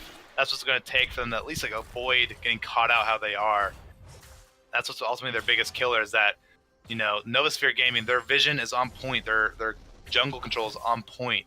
They're doing everything they can to really control this game on their own terms and really call the plays where they want them. And as we see Unforgotten King going in again on Nora, and it's not going to, a lot of damage is going to go down. He's got the runaway. There we go. He's going to get out of that. you're really seeing the disparity in levels here because every attack by NSG is just chunking damage, and yeah, Southern Utah just can't dent the armor and the defense of these other players, and that's where that whole level difference, the whole armor difference comes into play. And then you just have to hope you can gang fight one person to bring his health all the way down. Other than that, you're kind of posed. Hold on, maybe what the Southern Utah was looking for is they're going to pick up their first kill here. Fear Beyond Death will land and shut down Gold. We'll go over to Urgot. Yeah. That's the one play they're looking for. It's a lot. It's still a massive gap they have to close, but that's a start. They took their first step, and maybe they may be a little too greedy here, as Novasphere is reacting to this very well. They want revenge. They see it. Unforgotten King is going to go for it. Daydream is in a lot of trouble here. He's going to fall, taking the dive. Urgot doing what he can, but it's not enough. Unforgotten King is running for his life, and he'll take the kill with it. Yeah, but at least it's not a skunk, not a shutout. It is 12-1. Yep, they're kicking and screaming, but Southern Utah are not taking this one lying down. And Nor Nora should maybe they. looking to make something out of this. Adu taking a lot of damage, actually. He's going to force to back off here, as Chill Bro is now here to save the day. But nothing too much will happen to us. Novasphere looking to take their third tower up in the top lane. All right, so I got a question. So let's say, because Hay is in the spectator mode, he's watching his team play. If you're the coach of SUU, what do you tell them? What is your greatest advice at this point? 15 minutes into the game, you're down by a bunch. How do you manage the rest of this game? It's really tough. You gotta really keep a level head. I think that's the biggest thing to keep as a player of this game, just in general, and I guess a player of all games. It's whatever the game may be, whatever sport it may be. That's just common sense, I believe. Just keeping a level head, not getting tilted, realizing that they're stick to what their game plan is, look for their win conditions, and rely on what they have to offer. Because you can't focus on the negatives. You can't let the negatives really beat you down. And that's really up to the coach to really keep their players in that mindset, to really organize them, to keep them coordinated. And it's Unforgotten King will maybe get another kill in the Daydream here. He's looking for the kill, and he will get it. Slicing Maelstrom will take him down. And they're looking for the dive on the Nora, but Nightmare taking a lot of damage, and Rectating Hair is now here to save the day. Nightmare will drop, but at what cost? As the mid lane tower will fall. Shelly is here to make some action happen. Novasphere looking to take the second tower here. And looking for anything they can get, but they're gonna have to back out. They're again respecting the damage that Southern Utah has right here. They're respecting everything that they have, even with their massive lead, even with everything they have. They know, yeah, they probably could dive and they could get a few kills, but they're not gonna do that. Why? Because they're smart players and they're really focused on what they need to do. They have their eye on the prize, and they're going for it right now. They're not making any unnecessary mistakes.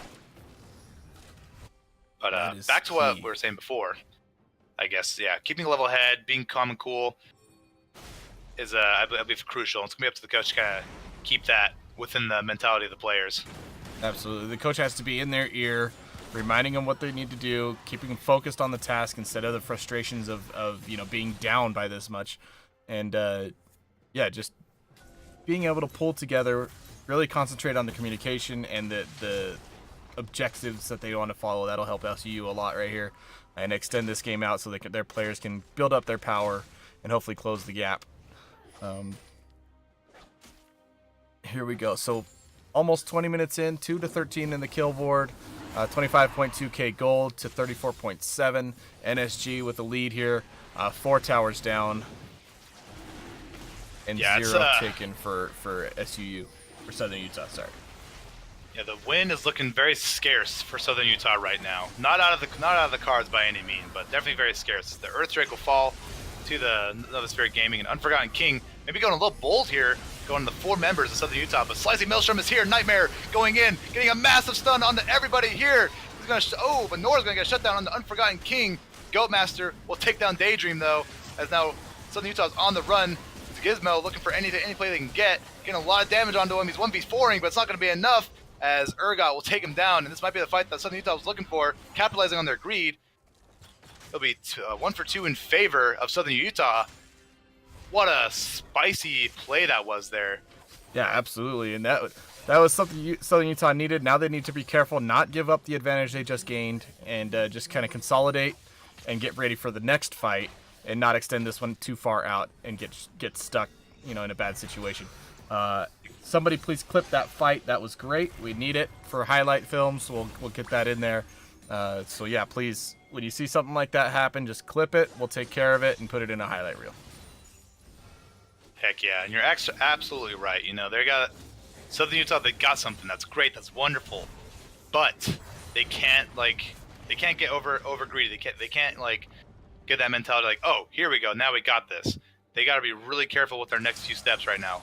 Now they have something. Now they got a little bit of gold in their hands. They got something. They realize that Unforgotten King's playing really greedy right now.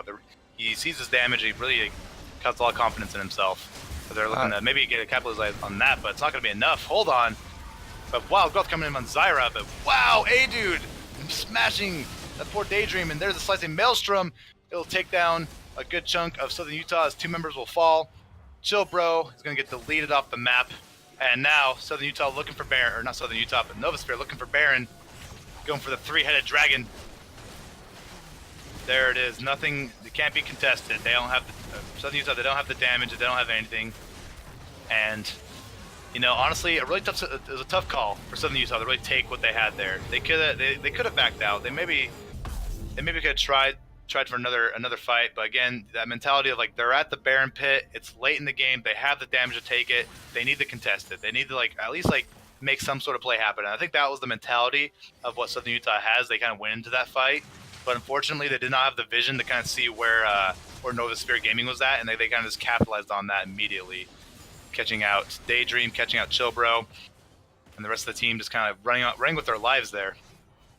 So really unfortunate for Southern Utah, trying to make anything happen, trying to make the plays, but not for days, unfortunately. They're not able to pull it off. Yeah, that's unfortunate, and you have to take that risk, though. You have to go for something. So you have to applaud them for going for it and not just turtling up, but at the same time, difficult situation, hard to manage. Exactly. It's just tough stuff. But they're not giving up yet. They're still holding their ground. They still have their Nexus turrets up. The Novasphere Gaming do have Baron buff now. They have 3 minutes to make a pretty substantial play here. To try and push the towers in, try and just clean up their base so they can make the final push necessary to win. And ultimately, the goal of the Baron buff is to build up as much gold as possible before it wears off, so that you just have that much more of a lead onto your enemy. That's the goal of Baron buff. Gives you a lot of stats, gives you a lot of AD, gives you a lot of AP, gives you the power to back, cuts your recall time in half.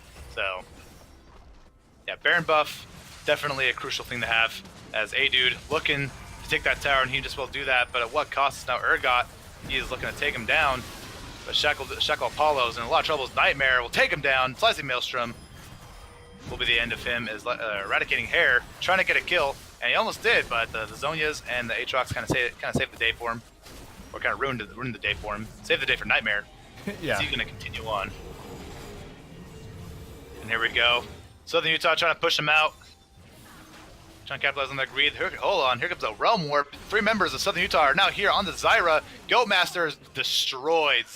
Nora is absolutely on point with that Realm Warp. That was beautiful, capitalizing on that. Unforgotten King in a little bit of trouble here as he's on, or maybe, it might not be in trouble.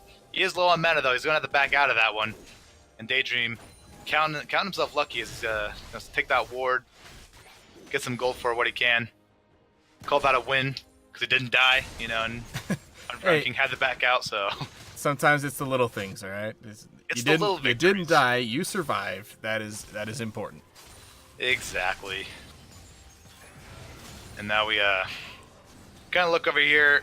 Southern Utah, they have no control on the map. We're just going to be completely honest here. They've got nothing on this map. They've got a 1 vision ward and one regular ward out on their blue side of the jungle, but again, those will get cleared very quickly. They'll not too little, too late.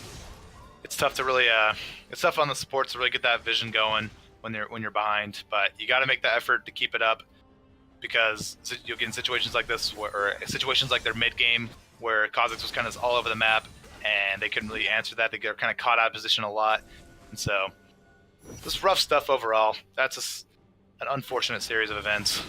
Yeah, they definitely got off on the wrong foot, losing that player early and giving up the gold lead right away. And I think Crimson said that'll set the tone for the rest of the match. That might have been him or Haphazard, but either way, they are trapped in their base now just trying to defend the Nexus. Yeah, it's up to them to maybe find an opening, maybe find what they can get. They're putting a lot of damage on the Aatrox here, but Slice Maelstrom will come in from Nightmare. Not going to connect on the people that they need. What they want to do is Daydream going to go right in. He's going to try and find what he can. Gizmo putting a lot of damage out. Urgot chasing him around. That's not going to be too much coming out of it. Gizmo's going to push him out with his shotgun. Put a lot of damage on the Nora. He's in a little bit of trouble here. Shaka Polo making a play, but it's not going to happen. He might just fall there, but he's not. Like, damage isn't there. They're focusing on the minions. They're focusing on Inhibitor.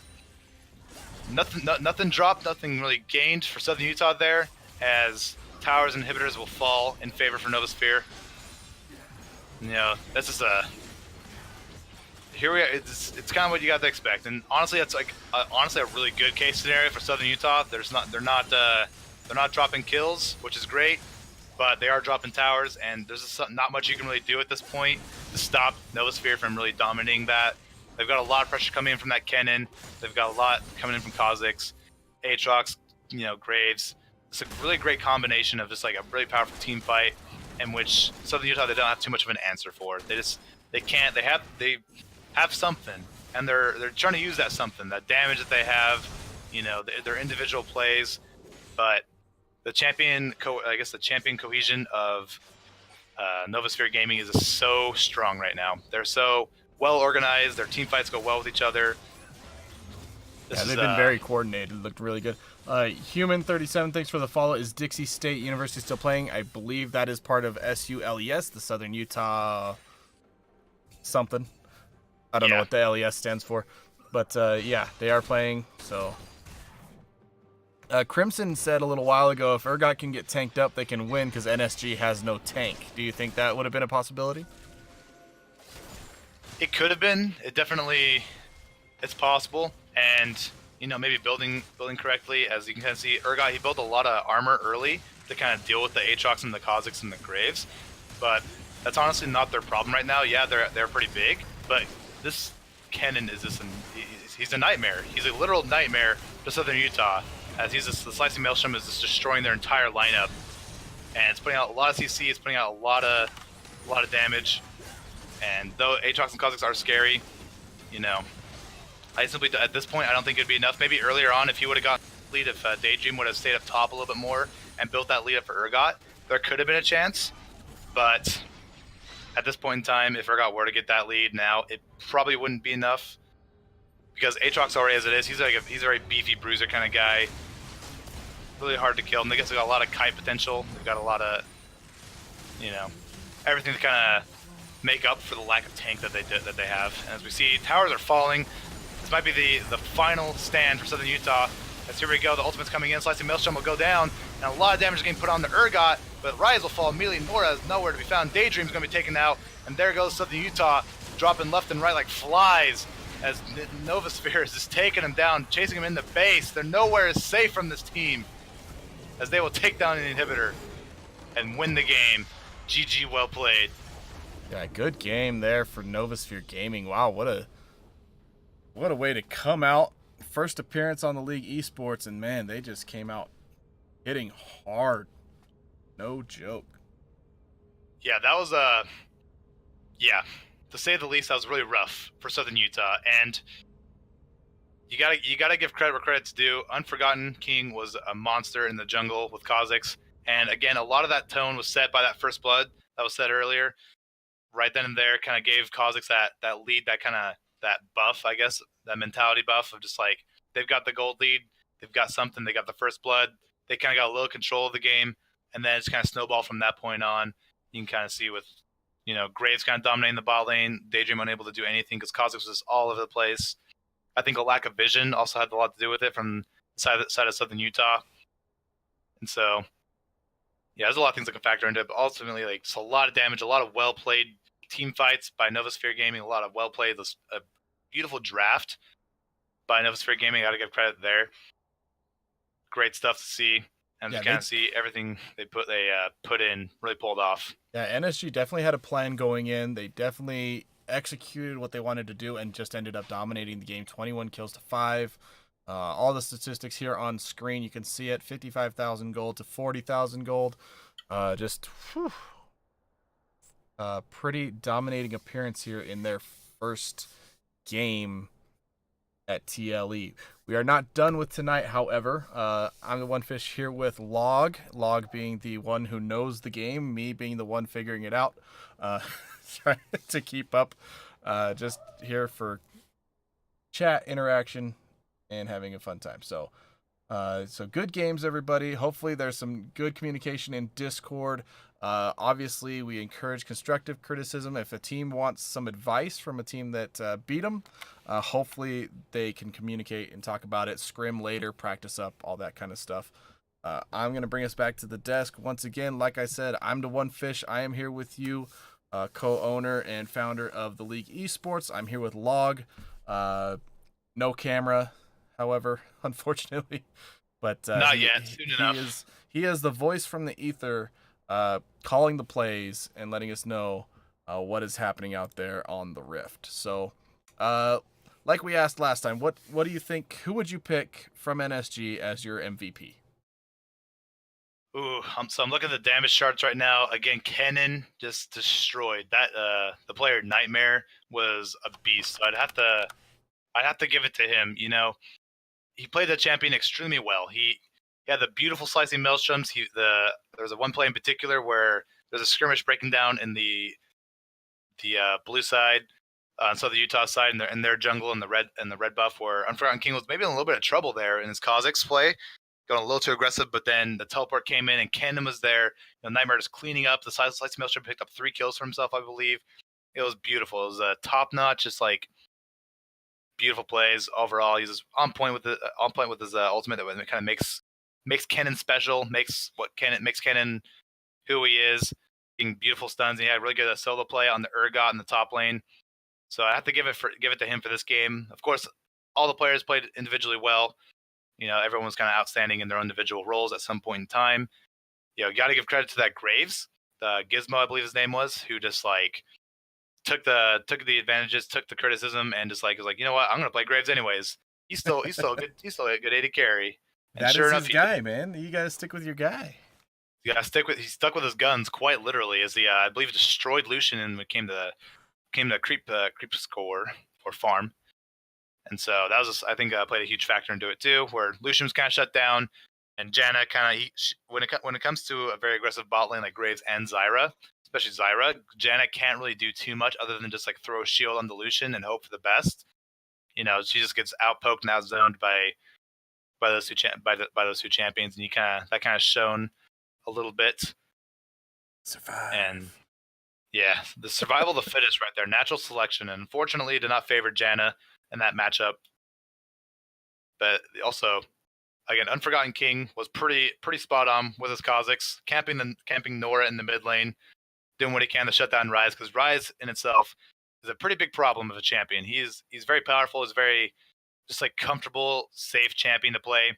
And on the damage sheets, it was actually Ryze for the blue team who did the most damage on their team. And so if there was any shot, it was going to be on Nora making a lot of good plays. But Unforgotten King kind of saw that in advance and really made his plays where he could in the mid lane, and it worked out wonderful for him as Aatrox got fed and he was able to do his thing. Awesome. Okay, so that is game number 2. That was Southern Utah B versus Novasphere Gaming. That was awesome. We do have more matches. Well, one more match on the way, and that is going to be Vape.io, formerly Vapeshire, I believe, versus Team Very Nice. So we could probably leave the chat on for this one, as it'll all be polite and cordial, no toxicity at all from anybody. No, we won't do that. We'll turn the chat off. Don't you worry. But yeah, so that is it for our night. That will be it for our night, as we're gonna get these guys in here as soon as we can. The main channel right now, they have game 2 underway, about 10 minutes in. Teriyaki Boys and Roman Onyx, and it looks like the Teriyaki Boys are in the lead with 3 kills to 1, gold up by about 1,000. So Close game there on the League Esports main channel as we get over here, start setting up the next match on our channel. So let me invite Logbot in here. And then we got to get the captains for Vape.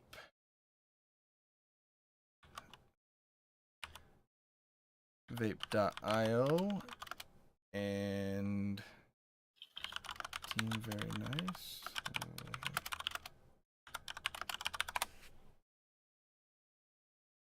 Hopefully they see that and join in, and then we'll let that happen. But Twitch chat, you guys, Basher Slice, thanks for the follow, by the way. Midget Gizmo says NSG jungler mid for MVP. Who was that? Do you remember who was the jungler in mid for NSG? Because I do not. Yeah, the jungler was Unforgotten King, or the Kazakhs, and then Aatrox was a dude in the mid lane. Okay. And yeah, honestly, my opinion is my opinion, and they straight up like did amazing as well. So if you broke it down, honestly, it could go to them too. It was just like, yeah, they're super great. All right. So while we're getting into this, we've had two kind of lopsided games, right? To put it mildly, we've had two lopsided victories for one team or the other. What do you think needs to happen in this last one, this game 3 between these two teams? How does this be a closer match? Like, I don't know, without knowing the teams, does it have to do with the draft? Does it have to do with just overall strategy? How do these teams line up to have a closer game? Yeah, honestly, it comes down. Of course, individual player skill is important and it's great, but a lot of the game will come down to the draft. What champions are picked and what champions are banned. You know, how well they're going to play it, how well do they know their teammates or I guess their opponents as well as their teammates. But you know, obviously that kind of information is kind of hard to come by for game 1 of the whole like series right now. So the best to kind of have to go off of is like researching them off of like op.gg or Blitz, or looking at their accounts and kind of seeing what they play, because that kind of information is open to the public as well as anything. So they've got that kind of to go off of. But ultimately, they're more relying on like their personal skill as a player, as well as like what champions that they know that are good right now that they want to ban out and kind of take for themselves, leaving the other team to deal with whatever they're dealt. It's honestly a really strategic mind game, the draft is. And obviously in solo queue, you don't kind of see that because you're by yourself or you're with your duo partner, and you're just kind of like, oh, I don't want to play against that champion. He sucks. Ban. And you know, that's just that. And you play, hopefully your team works out. Hopefully you all get individually fed. But when it comes to a tournament, when it comes to like this kind of level of gameplay, it's a lot more strategic, it's a lot more mind, I guess, like a different type of like mind game to it. You gotta really know the meta right now. You gotta really know the champions. You gotta know know your players inside and out. Know their champion pool, how deep it can go, how well they can play those champions, and go from that point. So that's a good chunk of what's going to take for these games to be a little more even. And yeah, luck of the draw kind of went over to, I guess, in that last game with Novosphere Gaming. They had a great draft. I think they got a lot of powerful champions. You know, Unforgotten King, he looked like he was very comfortable on that Kazakhs pick, as he was just kind of like flexing all over. Aatrox, he's super strong right now in this meta. Cannon, he's kind of on the up and up, as his kit is just so great for team fights. And then kind of a pocket pick on the bot lane with Graves there kind of led them to a very swift and clean victory. So you gotta give credit to those guys and just how well they played. Especially, yeah, gotta give it to them. And for the first game, you know, it was just unlucky to say the least. I think both teams had both sides had really great teams and good comps, but one team just kind of played better. It's kind of more on their, I guess, the draft is kind of good for both teams, but it's kind of at that point kind of came down to individual playing skills.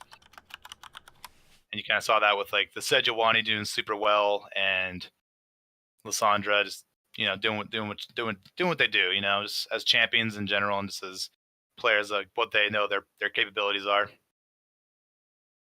Okay, so I'm trying to contact our two teams. Henry Fans says we're in our game right now. I don't know if that means they are playing each other right now, or if he was in a different game. Trying to because if they went into an off-stream game, that's fine. They'll keep track of what they're doing, and keep track of that. And so what we would do is exit here and go watch the games on the main channel. But I'm just trying to get a little bit more info here on Discord. So apologize for the wait and just kind of the chilling here. I know that the action is going down over there, so please check out the main channel as they are battling it out. Teriyaki Boys now down 8-3 in kills. They must have lost a big team fight, as Roman now has a 5k gold advantage and has destroyed 3 towers. So big turnaround there. Let me ask a question.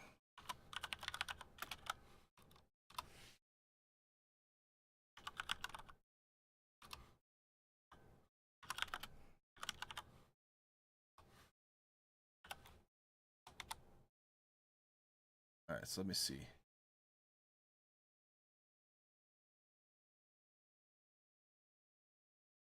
If you have not been here at the League Esports, we do have a full slate of games, 4 games Monday through Thursday.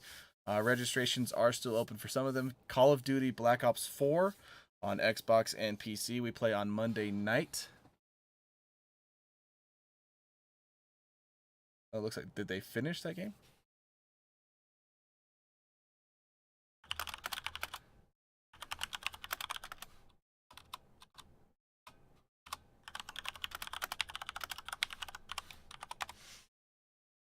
Anyway, so Monday night, Call of Duty Black Ops 4 registration is open for that. We're trying to get that going. We have multiplayer and a point system to keep track of not only multiplayer, but also mix in Black Ops a little bit, which it should be really fun getting all that going. We just need more teams.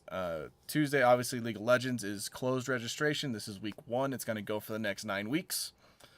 Should be great. It looks like Team Very Nice and Vape.io played off stream. They might not have understood the stream schedule, but that's fine. It's week 1.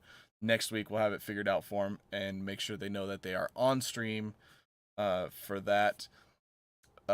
Wednesday night is StarCraft 2. That is also closed registration. A full slate of players ranging from mid-level up to champion and grand champion. So it should be pretty awesome to watch what those guys do in a game that is regaining a whole lot of popularity as we go forward. And then, of course, Thursday is Rocket League. Registration is still open for that. We are continually trying to add teams because, it's friggin' awesome and it's a whole lot of fun. And Rocket League is just a blast. That's where I'm used to casting. So that's where I am normally hanging out, is Rocket League, as well as Call of Duty when needed. But other than that, you got anything to say there, Log? And I don't think we're gonna have this last match. It looks like they played off stream, so I think we're pretty much done. How did you feel this week? How do you feel things went for you? I think things are pretty good for both games. I think that both teams, I guess like all 4 teams, they did as well as they could.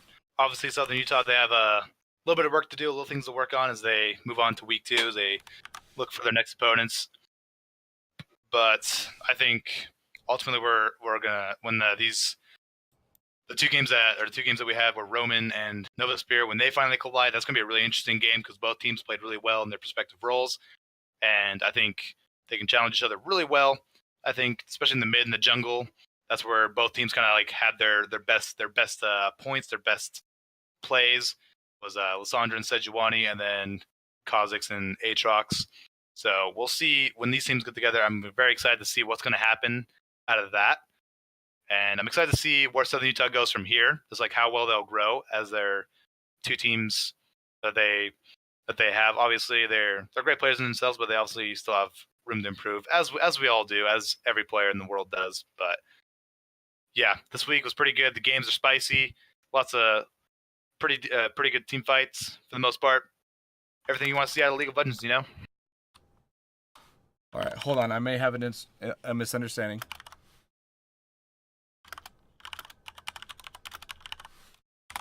Because Power Basics is saying they're ready to play. I'm ready. I'm ready. The lobby is made. So we are in the lobby waiting. We might not be done. Hold on. Power Basics and Henry Fan. Let's get this together. Hold on. Who's Nick Roddy? I don't know what team he's on. Hold on. Okay.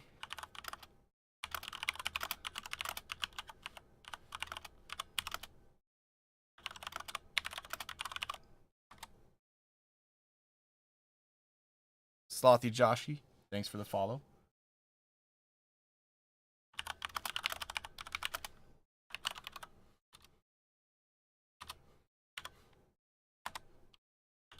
Okay, so we will have another game. Okay, woo! We're figuring it out. Here we go. We're figuring. Okay, lobby is ready. We'll see if these guys join in right now. I told them what the lobby is. They should be able to find it.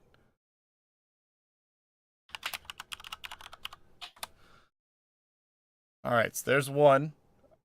Okay, Sneaky boy. We are not done. Repping that silver too. Attaboy. Jeez. Okay, so let's make sure these guys all get into LCS order and everything like that.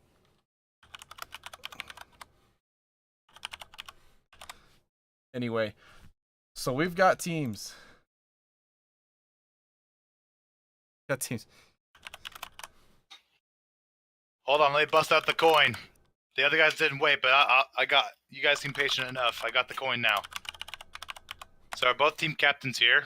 Doesn't look like it. I couldn't tell you, to be honest. Because all of them have Vape in their name, so I'm guessing Vape is here for sure. Yeah, Vape is coming in. Henry Pham, there's the captain for one. Power Basics should be the captain for the other.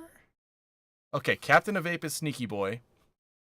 Henry Pham is captain of Team Very Nice. So, all right. So we are not ready for credits, not yet. We are not ready to close the thing out. All right, we're not there yet.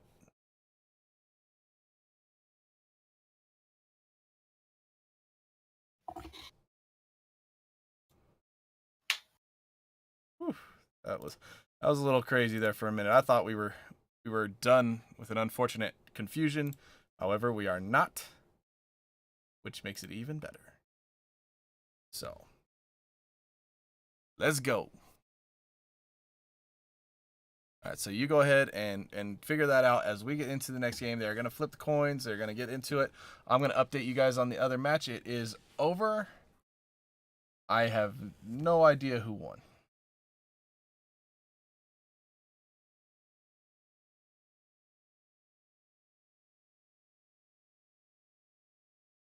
All right, looks like Vape. Wait, is that Vape? Henry Pham is there. He's with Team Very Nice, yes. And Vape is okay. So we got the Very Nice team heading over to the blue side, where Vape will head over to the red side. Okay. I'm just setting up the scoreboard here. Make sure we have it all nice. Very nice, in fact. Dang, y'all are repping those platinum borders like freak, guys. I can't even climb out of silver. Whole lot of platinums over there on the left side, right? I've done it before. The climb out of silver is possible. It's just very, very hard. All right, so as long as these guys get in their order that they need to be in, we'll be set. And then, yeah, we'll head on in for the whole draft. And just get ready for another game of League of Legends as I continue to learn what in the world is happening on screen. And get more and more understanding as this goes on. It's funny when I look at my hours played on stuff like on Steam, I'll look at Rocket League or I'll look at Paladins and a few other games that I've called. The hours are up there. The problem is I'm not playing. I'm just watching and talking. Shoot. So my League of Legends hours, yeah, it says I've got a bunch of hours. I'm level 4, and I've played like 2 games. So man. it's all. I don't even want to know how many hours I have on my League of Legends account. Yeah. I think I'd rather not know that. I think I'd feel more comfortable not knowing how many years I've dropped in this Right? dang game. I like how Halo puts it into days, not just hours. It says this many days you've played. It's like, Yeah, oh, it's like hours thanks. is too minimal of a response. You got to put it in days. Yeah, and then I talked to guys from UVU who play like 3,000 hours of Rocket League together, not total, just those two at the same time. Like this duo at the same time have played like 3,000 hours together, probably more like 4,000 now since I last had that conversation with them. But yeah, it's ridiculous how much time some people can put into games. But those guys are going for CRL. They are in League Esports. We'll see them on Thursday, and they are going for collegiate Rocket League tournaments, trying to get themselves noticed on a national scale, which is good for them, and it'll be good for us. So, yeah, pretty awesome. All right, so what do we got going on? Are we ready to? Must wait for game owner to start the game. Am I game owner? Who's game owner? Game owner is Theo Mars. Oh, okay. So what? Press R if you're ready. Press 1 if you're lit. All Alright, right, looks so like we I'm are going in one. That's Detrone 1. Thank you for the follow there. I'm gonna take us over to the draft. All right, talk us through it, Log. Here. He's quite the champion. I used to play him back in the old day, back when he was really trash. But I thought he was a lot of fun to play. And then they spiced him up and made him a whole lot better. And actually, already right off the bat, the very nice guys are taking him out of the picture. They don't want any of that. Seems you left your brave pants at home. Want me to wait while you go get them? Poppy and Zach already taken out of the picture. Really interesting band so far. Nothing like, no power picks really taken off. Just more of anything, just like really like, I guess comfort picks. I would say for people. Poppy. If someone plays the Poppy, you can generally tell they have enough confidence to really win the lane and just like be relevant as a champion. Same thing with Yorick. Yorick's kind of one of those champions where maybe more of a direct pick. Maybe they know who they're playing up against and what they want to avoid when they try playing with them. And there's Morgana. Band's kind of all across the board here. It looks like maybe these champions pretty directed towards maybe champions that they want to play. I might be on that. And there's a Karthus right there. Karthus is a really special pick in my opinion, as in the sense that he can literally go anywhere he wants to in the map. Obviously, support role might be his weakest, but he can still go there. He can be a really great bot laner. He can do well in the jungle. He's great top lane. He was meant for the mid lane originally, so that guy can go everywhere. So they don't want that possibility for the very nice guys, as they're going to take him out. And then Alistar. Alistar's a safe pick. Alistar is just like, you can't really go wrong with that. Bot lane's going to be very reliable, to say the least. There's the Zoe right there. Very scary. Zoe's a devastating champion. She can utilize summoner spells and have them at her command whenever she wants at the point she's at right now. She's got a lot of damage, and the Sleepy Bubble Trouble is probably the scariest thing since like, I don't know, the Resident Evil 2 game comes to mind that just barely came out. It's terrifying. It's actually terrifying. I was watching Shroud play that, and it looked crazy. Yikes. Yeah, so imagine that, but now it's in League of Legends, and it's in the form of a 6-year-old girl. That's Zoe right there. That's what you're looking at. So Awesome.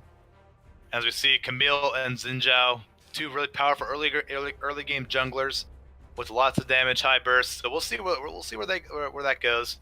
It's going to be whoever gets. I guess it's going to be like whoever gets the birdie first. Whoever gets the snitch, they're gonna win. Whoever gets the kill, whoever gets the good gank off, that's where the kind of goalie's going to be. That's where that's going to really set the pace for the jungle at least, and for the pressure that's going to be applied to each lane. Who gets the gold lead? Who gets the advantage where? And there's the Akali. Akali is a frightening pick. We got announcements just barely that she is finally getting nerfed, or I guess like a decent nerf, I guess. The heal will no longer be there, but for right now, for patch 9.2, the heal is still there, and she is still a menace, as she is a very popular pick. You know, she's reworked, definitely gave her a lot of power, a lot of damage. That's recent enough, so she's very popular. She's got a lot of skins to use too. We can see anything out of this Akali, and the Vape squad looks very squishy right now. It's, you know, you give them an inch and they're gonna take like 8 miles out of you. You know, that's the kind of composition they have right now. All right, so Vance. they counter attacking type of thing. Exactly. Now they're kind of setting up their bot lane. They're getting rid of the Kai'Sa and the Lucian. That, again, they can solidify a win for sure. Two Olies of I guess not so much Kai'Sa in the early game, but when it comes to the later in the game, when she gets enough kills, if she gets the farm that she needs, you know, she's going to be devastating. And there it is, ladies and gentlemen. That's a Yasuo getting locked in for Babe. My word. Honestly, I'm shocked it took this long to get Yasuo up in here. That guy, you know, absolutely the worst, in my opinion. But, like, you know, that's because I'm salty and I keep getting destroyed by him in my solo queue games. Well, only But fitting that he's actually picked by Salty Spittoon then. Exactly, you know. And Yasuo, he can go in the bot lane too. Salty Spittoon could be locking that in for himself. You know, he could go in the mid lane, he could go in the top. Either way, if you don't shut him down, he's going to be really annoying to deal with. He's going to be hard to shut down. However, he does not have a lot to go off of with this team that Vape's kind of built up right here. They don't have a lot to do, and there it is. That's what he's going to go off of. They're looking for the Glacial Fissure for the knock-up for Yasuo's ultimate, because the only way he can use his ultimate if someone is knocked up and or in the air, displaced by any means. And so, yeah, Yasuo's going to be probably with Braum in the bot lane. That's where I see Yasuo's going to go right now. As we see over on the blue side, Nars getting locked in. Nars is a very safe pick, a very team fight oriented champion. Very annoying to deal with in lane. It's Gnar. You'll kind of see later on in the game just how Gnar kind of goes about. He has ranged, but then he gets pissed off, and then he gets super tanky and really massive and ugly, and his ultimate is just scary in team fights. Absolutely scary. So we'll look forward to seeing that. And the Tristana Alistar, that's a very classic combination. I love seeing the Tristana Alistar. You know, it's just they complement each other so well. There's a lot of bada bing, bada boom splash damage right there. Tristana's going to take a little bit to get started. So maybe that's where Yasuo and Braum can maybe pick up where Tristana and Alistar lack. That's where we'll kind of see where the skirmishes go in the bot lane. But here they go. They're going to get loaded up in this game, and we're going to kind of go into the spectator delay so they don't screen cheat. They don't look not that these players would, because, you know, that'd be dishonorable and downright rude. Snipers. Exactly. No ghosting. Dyrus says no ghosting, so, you know, you got to respect what Dyrus says. Absolutely. So, chat, if you have a preference here, who do you think is going to win? Which one is your favorite up there on the board? I see a lot of Vape fans out there. Detron1 has the King Monkey guy. I don't know what that is or whose team that's for. But, you know, whatever. It's cool. And then, yeah, so 2 minutes to go. Do you think this will be a closer fight? You know, honestly, maybe. I think this game right here has the potential to be the closest one, but it's going to be on the more Vape side to kind of decide like how they're going to do that, how they're going to keep this an even game, because with their kind of squad, they need kills. They're going to be looking for blood throughout the entire game. That's how they're going to build up their champions. That's how each and every one of these champions kind of get started. It's through kills. It's through individual plays, through outplays. Akali actually just literally made for that. And Camille, same way. Zoe, she's going to be looking for that. Yasuo, screw that guy. But, you know, here he is. They're going to be looking for kills. They've got a lot of damage under their belts. And to complement it all, they've got a Braum. The handlebar mustache is back. He is ready. He's looking for some action. He didn't get too much last in the game he was played, so. Braum, my new favorite character, based on the thumbnail alone. Fun fact: I'm actually a Braum main. If you look up my stats and everything, all I play is Braum because that guy is. I'm a support main, but Braum is like my go-to comfort guy because that guy is so strong. I love everything about the champion. He's just built. He's an actual muscly, freaking loving, awesome guy with a beautiful kit. His passive is wonderful. Concussive blows. The more auto attacks you get on a certain individual that has the concussive blows, that can be caused by Braum's auto attack or his Q, his Winch's Bite. Once you get 4 auto attacks on him from any individual champion, boom, they're stunned. They have to deal with that stun and a little bit of extra damage, and that is you'll kind of see more of how well that gets played throughout this game. That's how well Braum utilizes that passive. And his Glacial Fissure is just so satisfying to use, and you'll kind of see that if he gets a good play with Yasuo, get that last breath in combo with the Glacial Fissure, it'll be very scary. All right, man. I'm looking forward to this. I'm having a lot of fun. Like I said, this isn't my normal forte. This is a game I'm learning that I'm excited to be learning about. I've watched the last 2 the championship, like world championships, and just really, really enjoyed watching the gameplay and watching the players go after the strategy and the players and stuff like that. So I usually during the match will take a back seat. I will let Log tell you what is happening. And hopefully I can ask a good question or two about what's going on. Other than that, he's on his own. All right, why am I not seeing this on my... There it is. Okay, so let's take a look at the teams here. And there we have it. What do you think, chat? Somebody building right? Somebody doing something a little weird? Out of the ordinary? I don't know. Yeah, this is gonna be a really spicy game. I can already feel it. Once you see Yasuo and Zoe on the same team, that's how you know it's gonna get real. It's gonna get real interesting for both sides because you look over on the very nice team, or team very nice, I should say. They have a really comfortable team. This team has a lot of fail safes. They got a lot of plan Bs in case the original engage or whatever maybe kind of goes wrong. They've got a lot of backup. They've got a lot of safe damage, and they got a lot to rely on. Whereas you got the team that kind of is meant to make them resort to those plan Bs. You got Kali, you got Camille, you got Zoe, all looking for a lot of high damage, a lot of high burst, looking to delete Tristana and LeBlanc. It's gonna be really tough though, as she's LeBlanc. She's known as a master deceiver, and her kit is literally all about that. As you can kind of see, she can make clones of herself when she gets super low. She can dash from one point to another. She's got the chains. She's a really annoying champion, and on top of all that, she can blow somebody up immediately, almost how Akali could or Zoe could. So this will be a really exciting game. Really great to see. I think a lot of it's going to come down to the roaming, to where what are the mid laners going to do? Are they going to go help out their laners? Help out their junglers? Where are the junglers going to gank? That's where you got to pay attention to the most. I can see, since the Kali is going to be top lane, look for the attention top lane. Look for the camp on the Urgot. Camille's going to be looking to build up a lead for her. Yasuo and Braum, I think they're more self-sufficient. I think I played with this matchup before, and through my experience, I can kind of see that they can hold out until Yasuo hits that level 6, in which case they'll immediately start flexing that damage that they have and all that they've built up thus far. But we'll see what happens. Only 1 minute into the game. We're just talking about fantasies and predictions. It's going to come down to what's actually going to happen, obviously. And there's a Master 7 flex right there. That's actually the native language of Yasuo, in case you didn't know. If you just want to communicate to a Yasuo main, just flash that icon over and over and over, and you'll be able to communicate. You'll be able to talk, make friends with them. They're communicating. I know it. Exactly. It's a beautiful thing. Beautiful thing to watch. But no surprises here. Both are no, excuse me. Both junglers starting the red.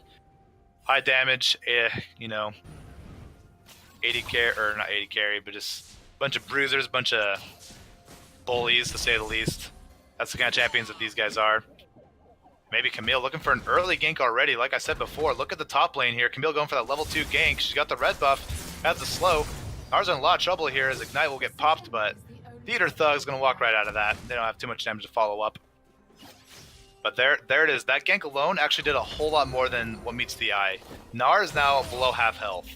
Or I guess he's regened a little bit. But a lot was spent there. His flash is now down. Akali now has the dominance in that lane. She's got priority. So she's going to be building up her farm. She's going to be building up her lead immediately. So really great level 2 gank by a sneaky boy. Very clever guy. As he's now looking to counter jungle, and it looks like both junglers are doing the same. They're counter jungling. Xin Zhao did not take the early gank because he's on the blue side, so he's unable to do a clean gank at least. I'm gonna pick up those Rift Scuttler or the Scuttlebug, running for his dear life. He can't even defend himself, so it's kind of sad to see. But the tragedies of the Rift. You see Sneaky Boy. He's picking up a lead for himself in the jungle on Xin Zhao's side, trying to screw over his jungle. Counter jungling what he can, and now Xin Zhao doing the same exact thing. Very mellow game so far.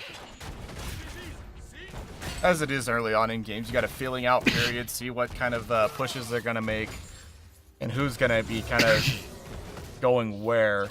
I think it always kind of starts off slow until someone takes that first step, gets that first kill, giving them a little bit of an advantage. Right now, there it is. Maybe that first step is made. Henry Pham is in a lot of trouble here. Theomar is also going to get dropped as well. Ignite's going to get thrown down. Aqua Turtle picking that up. So there's a trade. Beautiful 1-for-1 trade. And honestly, that's kind of rough for the Xin Zhao, but Zoe did pick up that kill. And it might be a little scary, but LeBlanc also very scary on the kills that she builds up. So another high damage assassin. Giving her a Goldie is going to be very scary, just the same as Akali will. And so we'll see how that plays out, but great reaction by LeBlanc as well.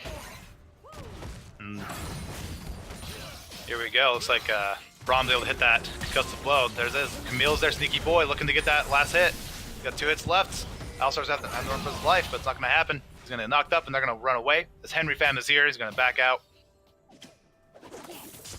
And nothing much will come out of that. Nothing Just burnt, a little bit of lost, damage nothing back gained. and forth. Yep, no flashes burnt, nothing, no summoner spells really used. And you gotta look at the summoner spells that Yasuo and Braum are rocking. There's the Ignite and the Exhaust. That's kind of shows how bloodthirsty they really are. Really want they want something out of this lane, and they're gonna try and capitalize on Tristana's early game kind of weakness, as just how she is, does not have too much damage right now. They're gonna try and capitalize on that as we see a little bit of a skirmish down here. Got the mid laner Zoe's here to save the day. Theomar's looking to pick something up, but nothing's gonna happen out of it. Then we see Henry Pham picking up a ward. He's now seen. Theomar's looking to get some damage out of him. Not gonna reach though. Paddle Star gonna get close, but no cigar. We see, so here we go. Gold lead's back to where it should be, you know. Right now we see that the vape gods themselves, they just barely have the gold lead. They're farming just a smidge better than the other team right now. You can see Yasuo's kind of built up a little bit of something. They've got a slight farm lead. Where he's looking at the mid lane. You have LeBlanc. She's doing great on her CS. Doing great on getting some gold for herself. So we'll go back to just the classic farming stage. Xin Zhao maybe looking to get a pickup here on the bot lane, but nothing too much. Very risky to make a dive this early in the game. The towers are very strong. Nothing to shake a stick at for sure. But So far, from what I've seen, it's very even. Just a kind of a feeling out period. Everybody trying to concentrate on building their characters up. Nobody blitzing the early game. I don't know. Just kind of a slower pace than we saw earlier in the night. So exactly. And here we go in the top lane. Camille looking to get another gank on the Gnar here. He is level 6 though. Gnar unfortunately cannot use his ultimate until he has reached Mega Gnar. And so he's just going to have to wait that out. And he will be able to push him off though, having that range advantage over Akali and a Camille. But it's going to get really spicy here in the top lane really soon. Both champions are level 6. Both are really itching for a fight, especially Akali. She wants to build up that lead for herself. She wants to be relevant in the game. She can't quite do that without a little bit of a gold lead. Sure, farming would be great. That'd be wonderful. But the other team can do that too, and the only advantage that's going to be gained is through kills. And there he is, Henry Pham, right onto Braum here as Ike will fall, or 1KE. He will get slain immediately. Kind of getting caught out there. Beautiful gank by our boy Henry Pham. Henry Pham, the captain of Team Very Nice, doing some not nice things right there. Yeah, I'd say that's borderline rude right there, if I had to say it. Oh, here we go, another spicy gank. They want to dive Salty Spittoon here, and they're forced to back out. Henry Pham looking to get the knock up. There it is. It's Blue is putting a lot of damage on him. Salty Spittoon might fall. Oh, and he'll do it. Henry Pham will take down with the red buff burn. There it is. The Very Nice guys not really playing very nice right now. Going for that cheeky little dive, and they will accomplish it. Another pour some damage on that tower. Get the tower plating, get some gold under their belts. Yeah, nice way to take advantage. They're now up by 2,000, or a little over 1,000 on gold. Exactly. Great advantages there, and we got some pings being dropped in the jungle. Looks like Camille and Henry Pham will collide. Sneaky Boy in a lot of trouble, and he's going to have to back out, and maybe he will not fall, though. The burn is simply not enough. As we see Salty Spittoon and Henry Pham going at it, but they're in a lot of trouble here, as now Theomar is putting a lot of damage on the Aqua Turtle here, but Henry Pham looking to 1v2, but it's not enough. Shutdown will go right over to Salty Spittoon. A very scary thought, as now Yasuo has a lot of gold now to work with. There it is. All right, so a little bit of a comeback here from Vape, getting that counter attack, bringing themselves back within, a couple hundred gold. And already these games are looking very even right now, which is very, very nice to see, honestly, so far. But right, that's just it right there. Now we'll see where how far this evenness will go, though, because now Yasuo, he got the shutdown kill. He's got double buff. He's got a lot of gold to work with. He's finished off his Zeal, looking to get the Phantom Dancer. And he's going to make it back to lane. Once he gets to lane, it's going to be very scary, because now we have Braum and Yasuo, level 6. And they're going to be looking for an engage on the Tristana if they can get it. So they don't want her being relevant whatsoever. That's their biggest fear. And Sneaky Boy going right in on Theater Thug, taking a lot of damage. He might just fall, and there it is! George Shire going for the dive. And that cheeky little shroud. Oh, but Sneaky Boy's in a lot of trouble here. Henry Pham saved the day, but there's the jump. She's going to attack on Titan out of here. And there's Aqua Turtle avenging his teammates as George Shire is on the run. Maybe trying to turn it around on Aqua Turtle, though, but here's Henry Pham coming in to save the day. George Shire's on the run, and he will fall. Theodomar's unable to do anything about it. He's going to stand there and watch as his teammate will fall. And he's just going to have to back off and go right back to the lane, because not much you can really do there. Maybe there is. Pings are getting dropped in the mid lane, and there it is. Aqua Turtle's asleep, but Theomars is dead. In eternal sleep, you could say. Or I guess asleep for 23 seconds now. A good call, Odin 62D. Nice call, more top coverage, and immediately we see the battle up on the top lane. So nice call. I went right up there, and we were in the right spot at the right time. Chat, doing some positive stuff. If you haven't dropped a follow, Odin, you should right now, because that was awesome. Yeah. You got to keep your eyes on the top lane. That's going to be really, Akali, she's finally got some kill. She's got a kill under her belt. She is down on farm, looking to complete her first item still. And she's going to, again, be looking for those moments, looking for any moment you can see where she's trying to roam around. She's trying to look what she can pick up for herself. And, here we go. Bot lane. Maybe they're looking for something.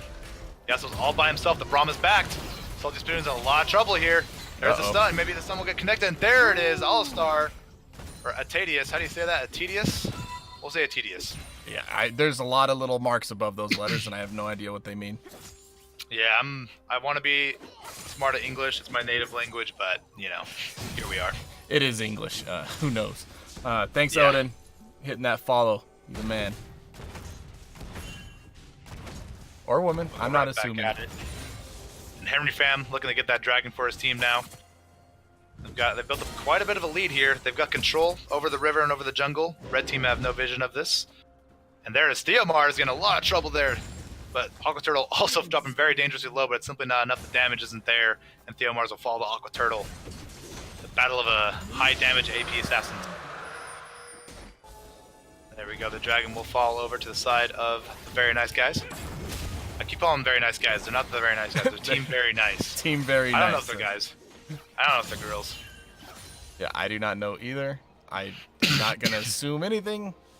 My default is usually a bunch of guys because it's, you know, gaming, but that's very stereotypical and wrong of me to assume. So I apologize.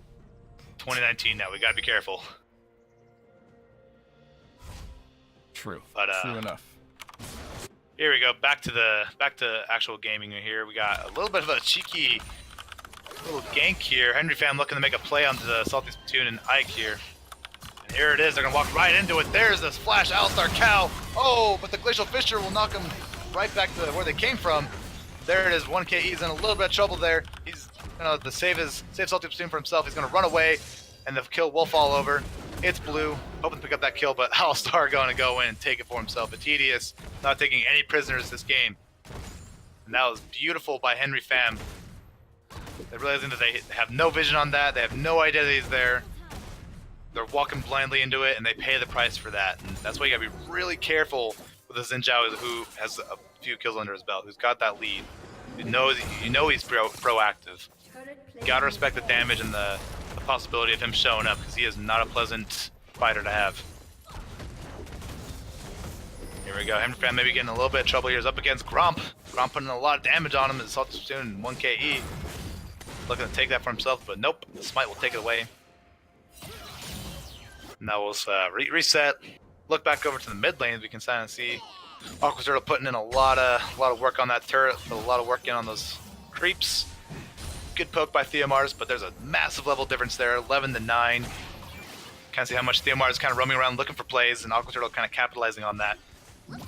Picking up a lot of experience for herself. He says girls are good at videos. Yeah, they are. It can be just as good as anybody else, you know, if you dedicate and play and practice and get good. Get good scrubs. Exactly. That's get That's with a what motivated G-I-T. Oh yeah, of course. That's how you spell it.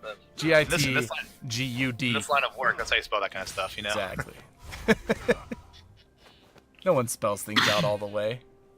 No, not at all. No, you gotta be cool about it, you know? You Exactly. gotta spell things out and make it sound right, but, you know, look like you're trolling a little bit, maybe you throwing a little joke their way. You know how it is. A little bit of shade. Tossing the shade. And there we go. It's like Braum is looking to roam up. 1KE, realizing that he's going to give Yasuo a little bit of solo experience. His tower's down.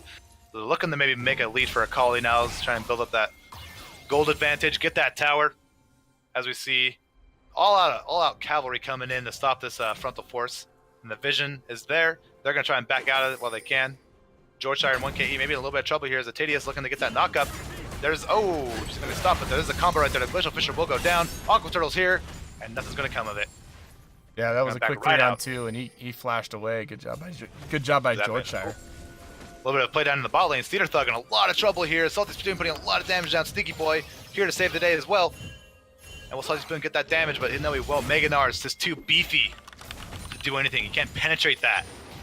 And he'll back out.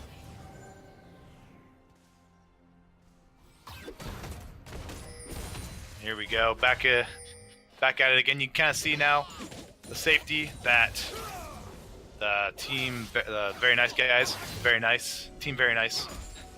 Again, they're built up they've got a lot of backup strategies, and you can kind of see how they're really just hard to kill.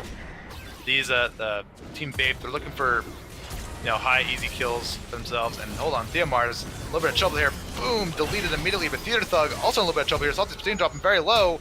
The Sneaky Boy's gonna drop Theater Thug. Aqua Turtle also on the run here. Sneaky Boy looking for the kill. Salty Splatoon, there's a little bit of skirmish here. Aqua Turtle in a little bit of trouble. He's outnumbered here 2-1. And he's gonna dodge the tornado. Beautiful flash. There's Henry Fam to pick up the double kill. Nice. Beautiful ultimate. And he'll stop Shelly in her tracks. Beautiful, beautiful play for Team Very Nice. They're now pushing 2 towers. Or no, they're actually gonna get 1. But they got a great play down in the bot lane. That's what they're looking for. And they're just continuing to build this lead that they have. And just like I was saying before, this team is full of backup plans, full of safety measures, full of ways to save the Tristana, save the LeBlanc, and you really can't kill Gnar at this point in time right now. He's beefy. He's got so many ins and outs. He's got a lot of escape, lots of CC, a lot of cheese overall. Yeah, this is a very scary situation because whatever advantages they wanted to build up, that Team Vape wanted to have, it's slowly starting to slip away. It's slowly kind of chipping away as the game goes on longer and longer. It's getting harder and harder to kill these massive players. And Henry Pham actually getting a little bit caught out here. There's the Yasuo, getting a lot of damage onto him, but Theater Thug is here to save the day. But both Salty Splatoon going a little aggressive there. But it's going to be just enough for him to get away. As Theater Thug don't want any of that. They have no vision on their enemy team, so they're going to play it safe. They don't want to blow their lead that they have.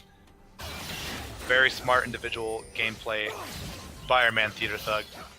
Very respectful on their damage, and very respectful on just how much that this red team or this very assassin heavy team wants to or has for themselves. Yeah, words. Listen, after a couple hours, and we've been doing this now for about 2.5 hours, the words are more difficult to find. That is 100% true. Thank you, Odin, for getting that clip. Oh, and here we go, Aqua Turtle, maybe in a little bit of trouble, but Sneaky Boy getting immediately blown up as Aqua Turtle running for his life. And there's the Glacial Fisher, she's gonna knock him up, and he's gonna make it away, but there it is. Oh, well, they have no idea where she's at. I don't either. George tries to seize him, and there it is. Boom. Wow, that was close. That was very, very close. But she didn't have anything to really get herself out of that. Her flash was down. There's nothing really to give. And wow, hold up. That was a insta delete by It's Blue, taking out Salty Splatoon. Now this, the very nice guys who are proving to be very, very ruthless, looking to put more damage, put more pressure onto this Vape squadron here. So George Shire maybe in a little bit of trouble. She's in the shroud, and boom! There it is. The ultimate going to take down Tristana, and Theater Thug getting a beautiful ultimate. And there goes Theomars. He's going to drop as well. So much is happening. 1KE is having to run away. Sneaky Boy in a lot of trouble here. As 3 members of the very nice guy is going to take him down, but no, the health bot will save her, and she's going to run away. 1KE holding off that tower with his life. Woo. That was a battle right there. There it is. That went on quite longer than I think the team Very Nice really wanted to hope for. Because they see that Tristana immediately got blown up, so that's like a good chunk of their damage right there. And it kind of left a lot of beefy, bruiser, tanky guys who didn't really have a lot of damage, but a lot of annoying to kind of deal with. So it kind of led to that situation where Sneaky Boy was able to get away from that just barely. And hold on, there's Sneaky Boy going on Henry Pham, but they don't see Aqua Turtle coming in. There's Aqua Turtle, and he's going to burst him down. Sneaky Boy's out of here. Not even safe in his own jungle, as Salty Splatoon forced to back out. And there's Henry Pham, taking more of the jungle, taking more of his prize.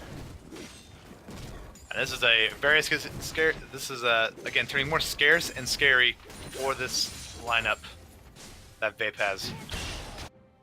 I'm wondering, I'm very curious as to how they're going to be able to get out of this. And I know, Fish, you don't have too much knowledge on the game, but I'm really curious to see what you have to say. Like, what do you think they're going to have to do to get out of this one? They're a bunch of high damage, really easy to kill assassins that want the gold for themselves. What are they going to need to do to stop this amazing lineup that Team Very Nice have?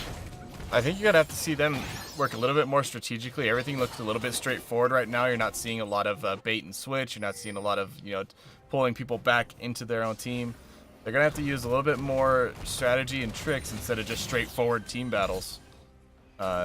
Until they can close the gap at least, and then they can match them on power levels and gold. But until then, they're going to have to play smarter than Team Very Nice. Exactly. Play smarter, not harder.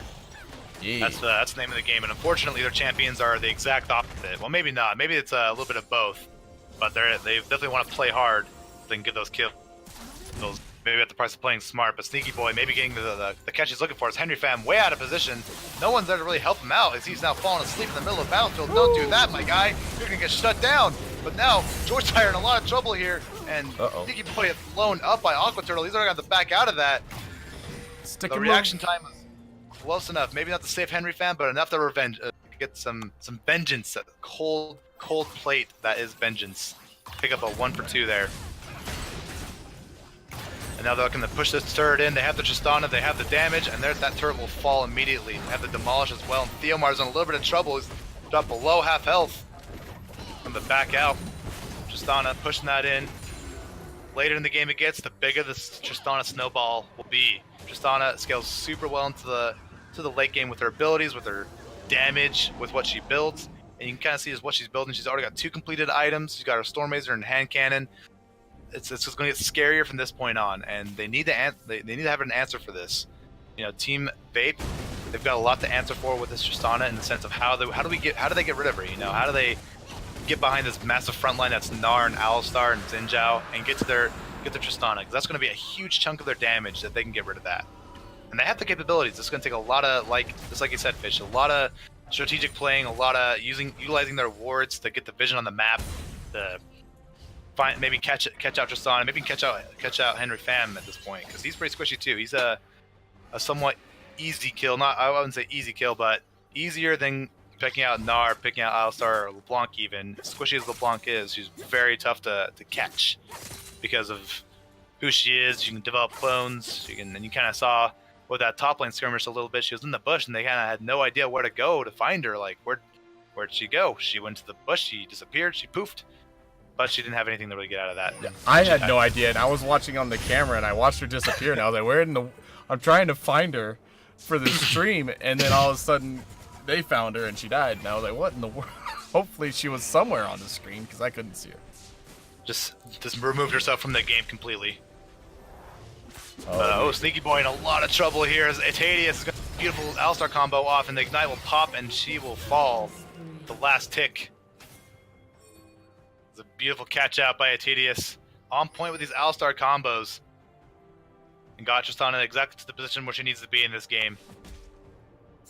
Tristana almost like literally she has no reason to fear what Vape has to offer right now because of Alistar just being everywhere and anywhere she needs him to be. And now the Baron will get started. It is dropping dangerously low here, it's below half health, and they know about Vape. They want to go for it. They see it, they know it's there, and they're not going to pick it up because Henry Pham will go for it. And the flash over the wall. There it is. The engage is happening. A beautiful Glacial Fissure will hit a last breath for Yasuo, but it won't be enough. Salty Platoon will fall. The Aqua Turtle, Killing Spree will go over to him. Turret will fall throughout all that madness. There's a little bit of the sleepy bubble trouble, but it's not going to be enough. And there goes Gnar.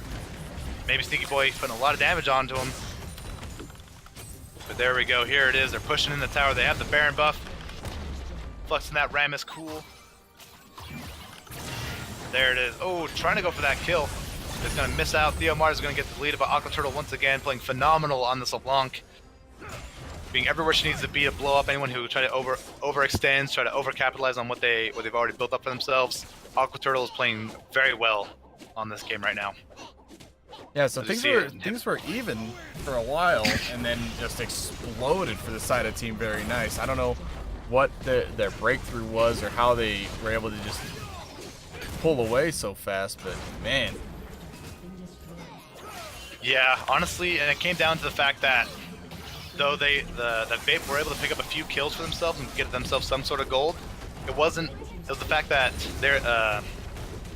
the Team Very Nice were able to counteract that. They're able to pick up the kills that they needed as well to trade it out rather than just be an even stomp regarding leaving their team to kind of get the gold that they need to kind of make them not as easy to kill and make them survive, in which case they're absolutely doing so. As Alistar's near unkillable at this point, and because he's unkillable, making Tristana an impossible target to reach for these high risk, high reward assassins.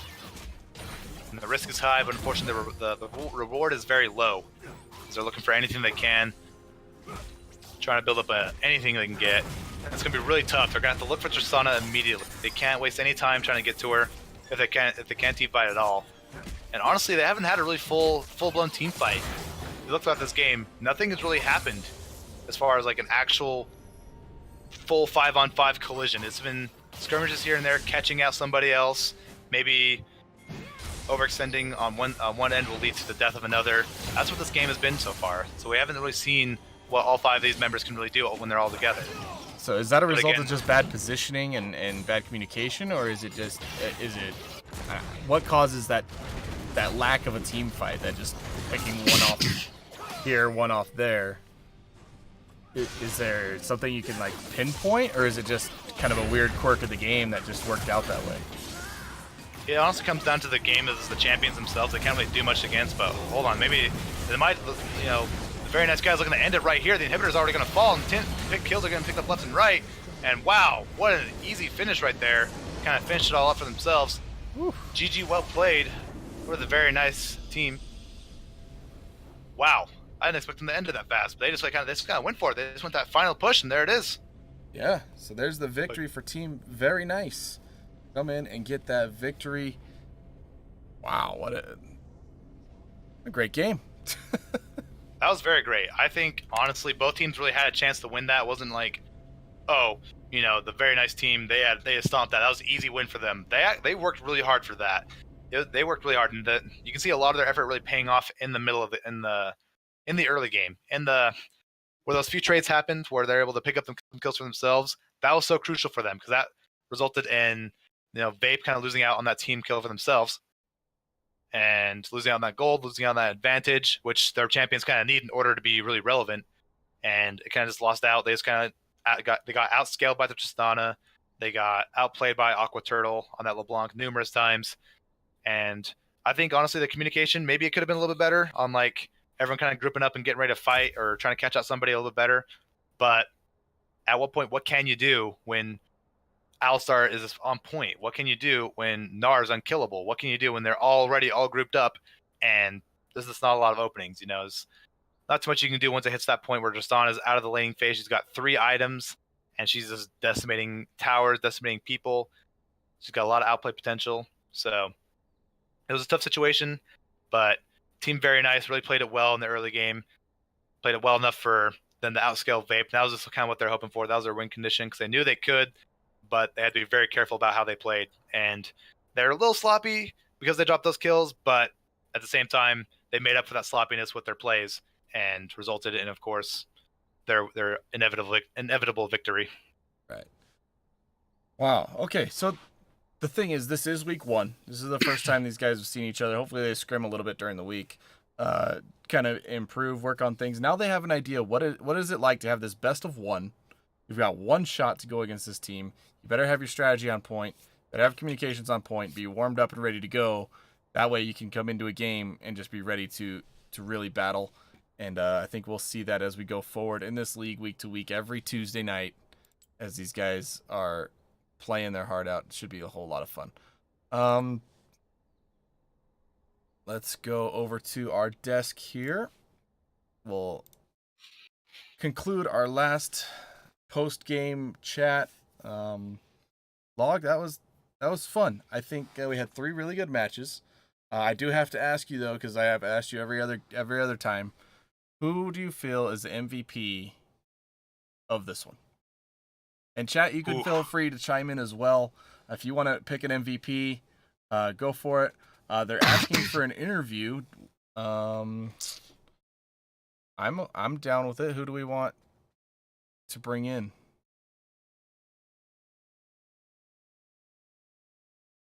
I'd say either the captain or, like, obviously one of the players, because we got, like, I think when it comes to MVP, you have to give it to either LeBlanc or you got to give it to Gnar, I'd probably say. I mean, not you know, obviously not throwing shade on anybody else, but I feel like they had a lot on their plates to deal with already with their matchups, and kind of like how they dealt with it definitely led to their inevitable win, because we have Tristana and Alistar in the bot lane. They did great on their own, you know, they're able to fight out the Yasuo and Braum.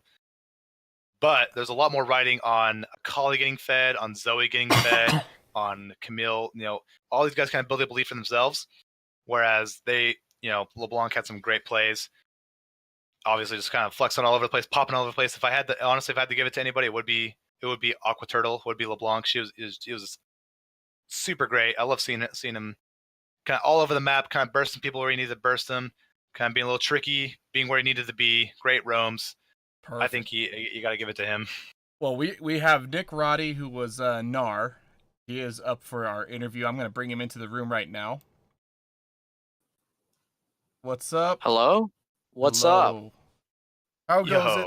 You're here with I'm the One Yo, Fish what's and up? Log. Log is going to talk to you about the game because I had fun watching, but I can't analyze. I don't know what I'm talking I could about. tell. I could tell. I had a good time, all right? That's All right, that's what matters. That's what matters. All right, we had a good time. Heck yeah. Got Good it times from are me. had. Yo, okay, Theater Thug, my guy. You are a freaking great job. First off, congratulations. Wonderful gameplay. Thank you. I got to give it all to my team here. The shot calling from my team and the play was just, just perfect gameplay from the team. Yeah, you guys are pretty on point for the most part. It was pretty fun to watch. You guys, you had a really great team comp. You had really great everything. You had all the qualities a good team should have. Had the right amount of aggression, right amount of playing safe, right amount of being patient on your plays. And so I want to point out like one point in particular that kind of led the pace for your lane was the gank and that first like level 2 gank that Camille had on you. Like that kind of like she wanted to build up a lead for that Akali, obviously, because Akali's a menace when she gets fed. Like, how did you deal with that Akali in general after that gank? Like, you were kind of dropped below half health. You had to give a little bit of respect to her. Like, what was going through your mind like after that point, and like how are you gonna pull out of that one? All right, so my original plan going into lane was I know Akali can be crazy when she gets fed. So first off, I told myself I was already going to play really passive top lane, and it really didn't, because I just popped a health potion and then she didn't really come top again, and I just played so passive and farmed. Like that's my tip against Akali is playing aggressive against Akali. Yeah, you might be able to kill her, but she's so slippery and has so much what's the word I'm looking for? But yeah, playing passive against Akali is definitely the way to go. That's what I did for the rest of the lane. Dude, heck yeah. I love that. I think very few players understand the power of being patient and being passive in your playing. Exactly. Because the thing that I try to tell people is like when your laner ganks you and you get a flash or you get them really low, like everybody that is the laner that received the gank is excited. They're like, oh, I got his flash. I got him low health. So they start playing really aggressive. And when people start playing really aggressive, they start to push the lane.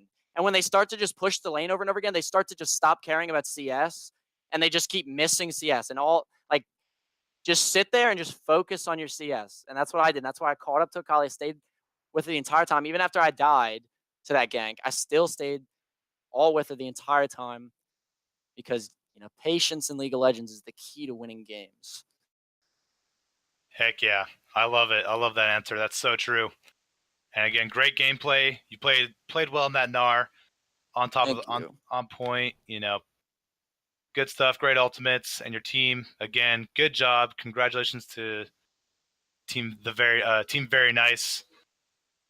I wanted the team to be Meme Team Dream, but we were a little late on the submission, so Team Very Nice will have to do for now. Team It's not Mean bad, Dream. Yeah, I definitely would have gone with Meme Dream, but Yeah, because what I want to do is I'm gonna take the picture. The Dream Team, the basketball team from like the 80s.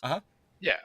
5, and I'm gonna Photoshop everyone on our team's faces on them, and I was gonna call it meme team. Oh my god, I'm messing it up. Fuck, what do you guys think it should be? Meme Team Dream? I don't know. Team Meme We're Dream. the dark or horse. Team Dream Meme. I don't know. We'll go with that. Team Meme Dream. All right. Well, hey, I got one more question for you, Theater Thug, before anything else, and that would be, so that's game one. Obviously, it was a great game. Great draft and everything.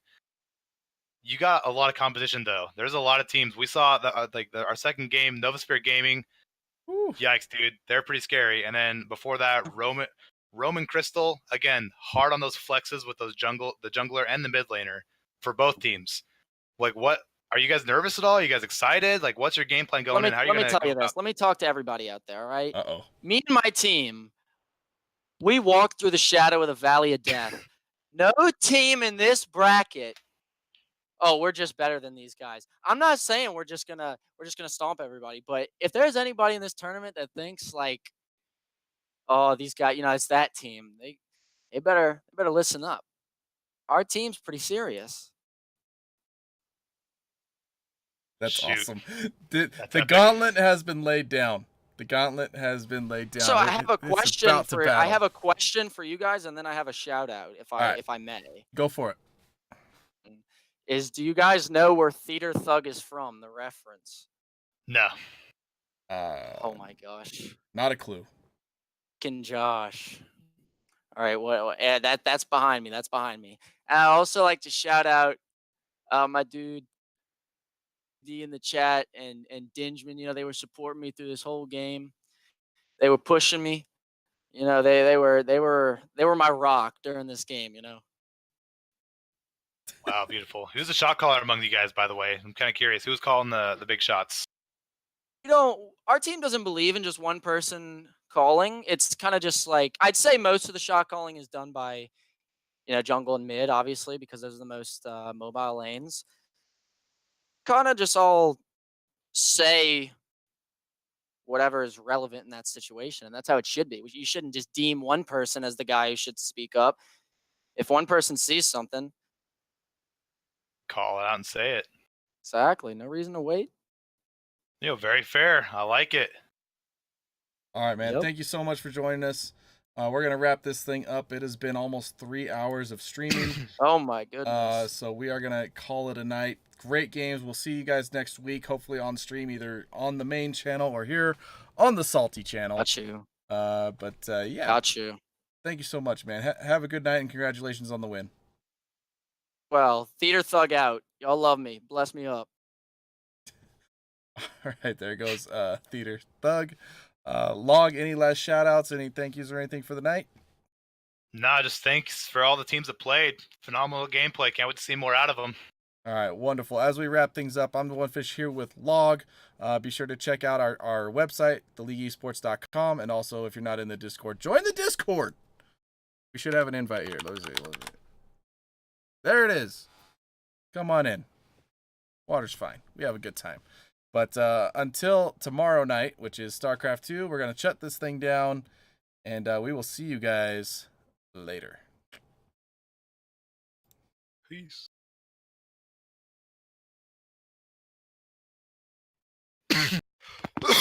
Oh my gosh, I've been holding in so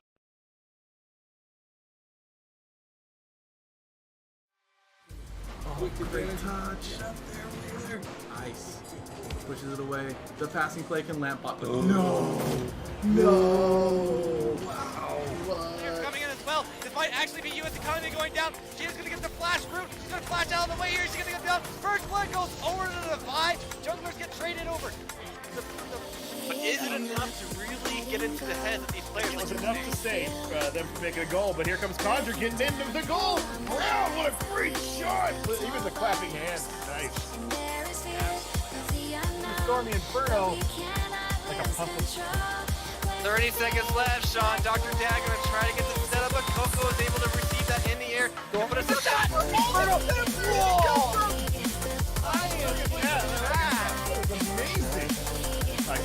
I cannot believe it. Oh my goodness! The damage is coming in, the Scion coming in as well, but down goes Graves, down goes Bard in the back by Malzahar, able to take down Lissandra. Oh my gosh, what a beefy ultimate coming in from C Sentinel here. SLC God gonna try to take somebody down. 2 kills coming in for C Sentinel, but SLC God goes down as well. C Sentinel brought down low. Obby's gonna try to shoot something to take her out, but it looks like we might actually get a first ace here. We might actually see a pentakill here. Come on, get the pentakill for C Sentinel. Do it for the stream. C Sentinel with the pentakill. Woo! Coco pops it up. Ibot going freestyle. No way! Hero's defense is looking pretty strong right now, but how long can they eventually conjure? Oh, no! Get the goal! Almost saved it. Watch how close. The angle that hits him, not the timing. Somebody click that.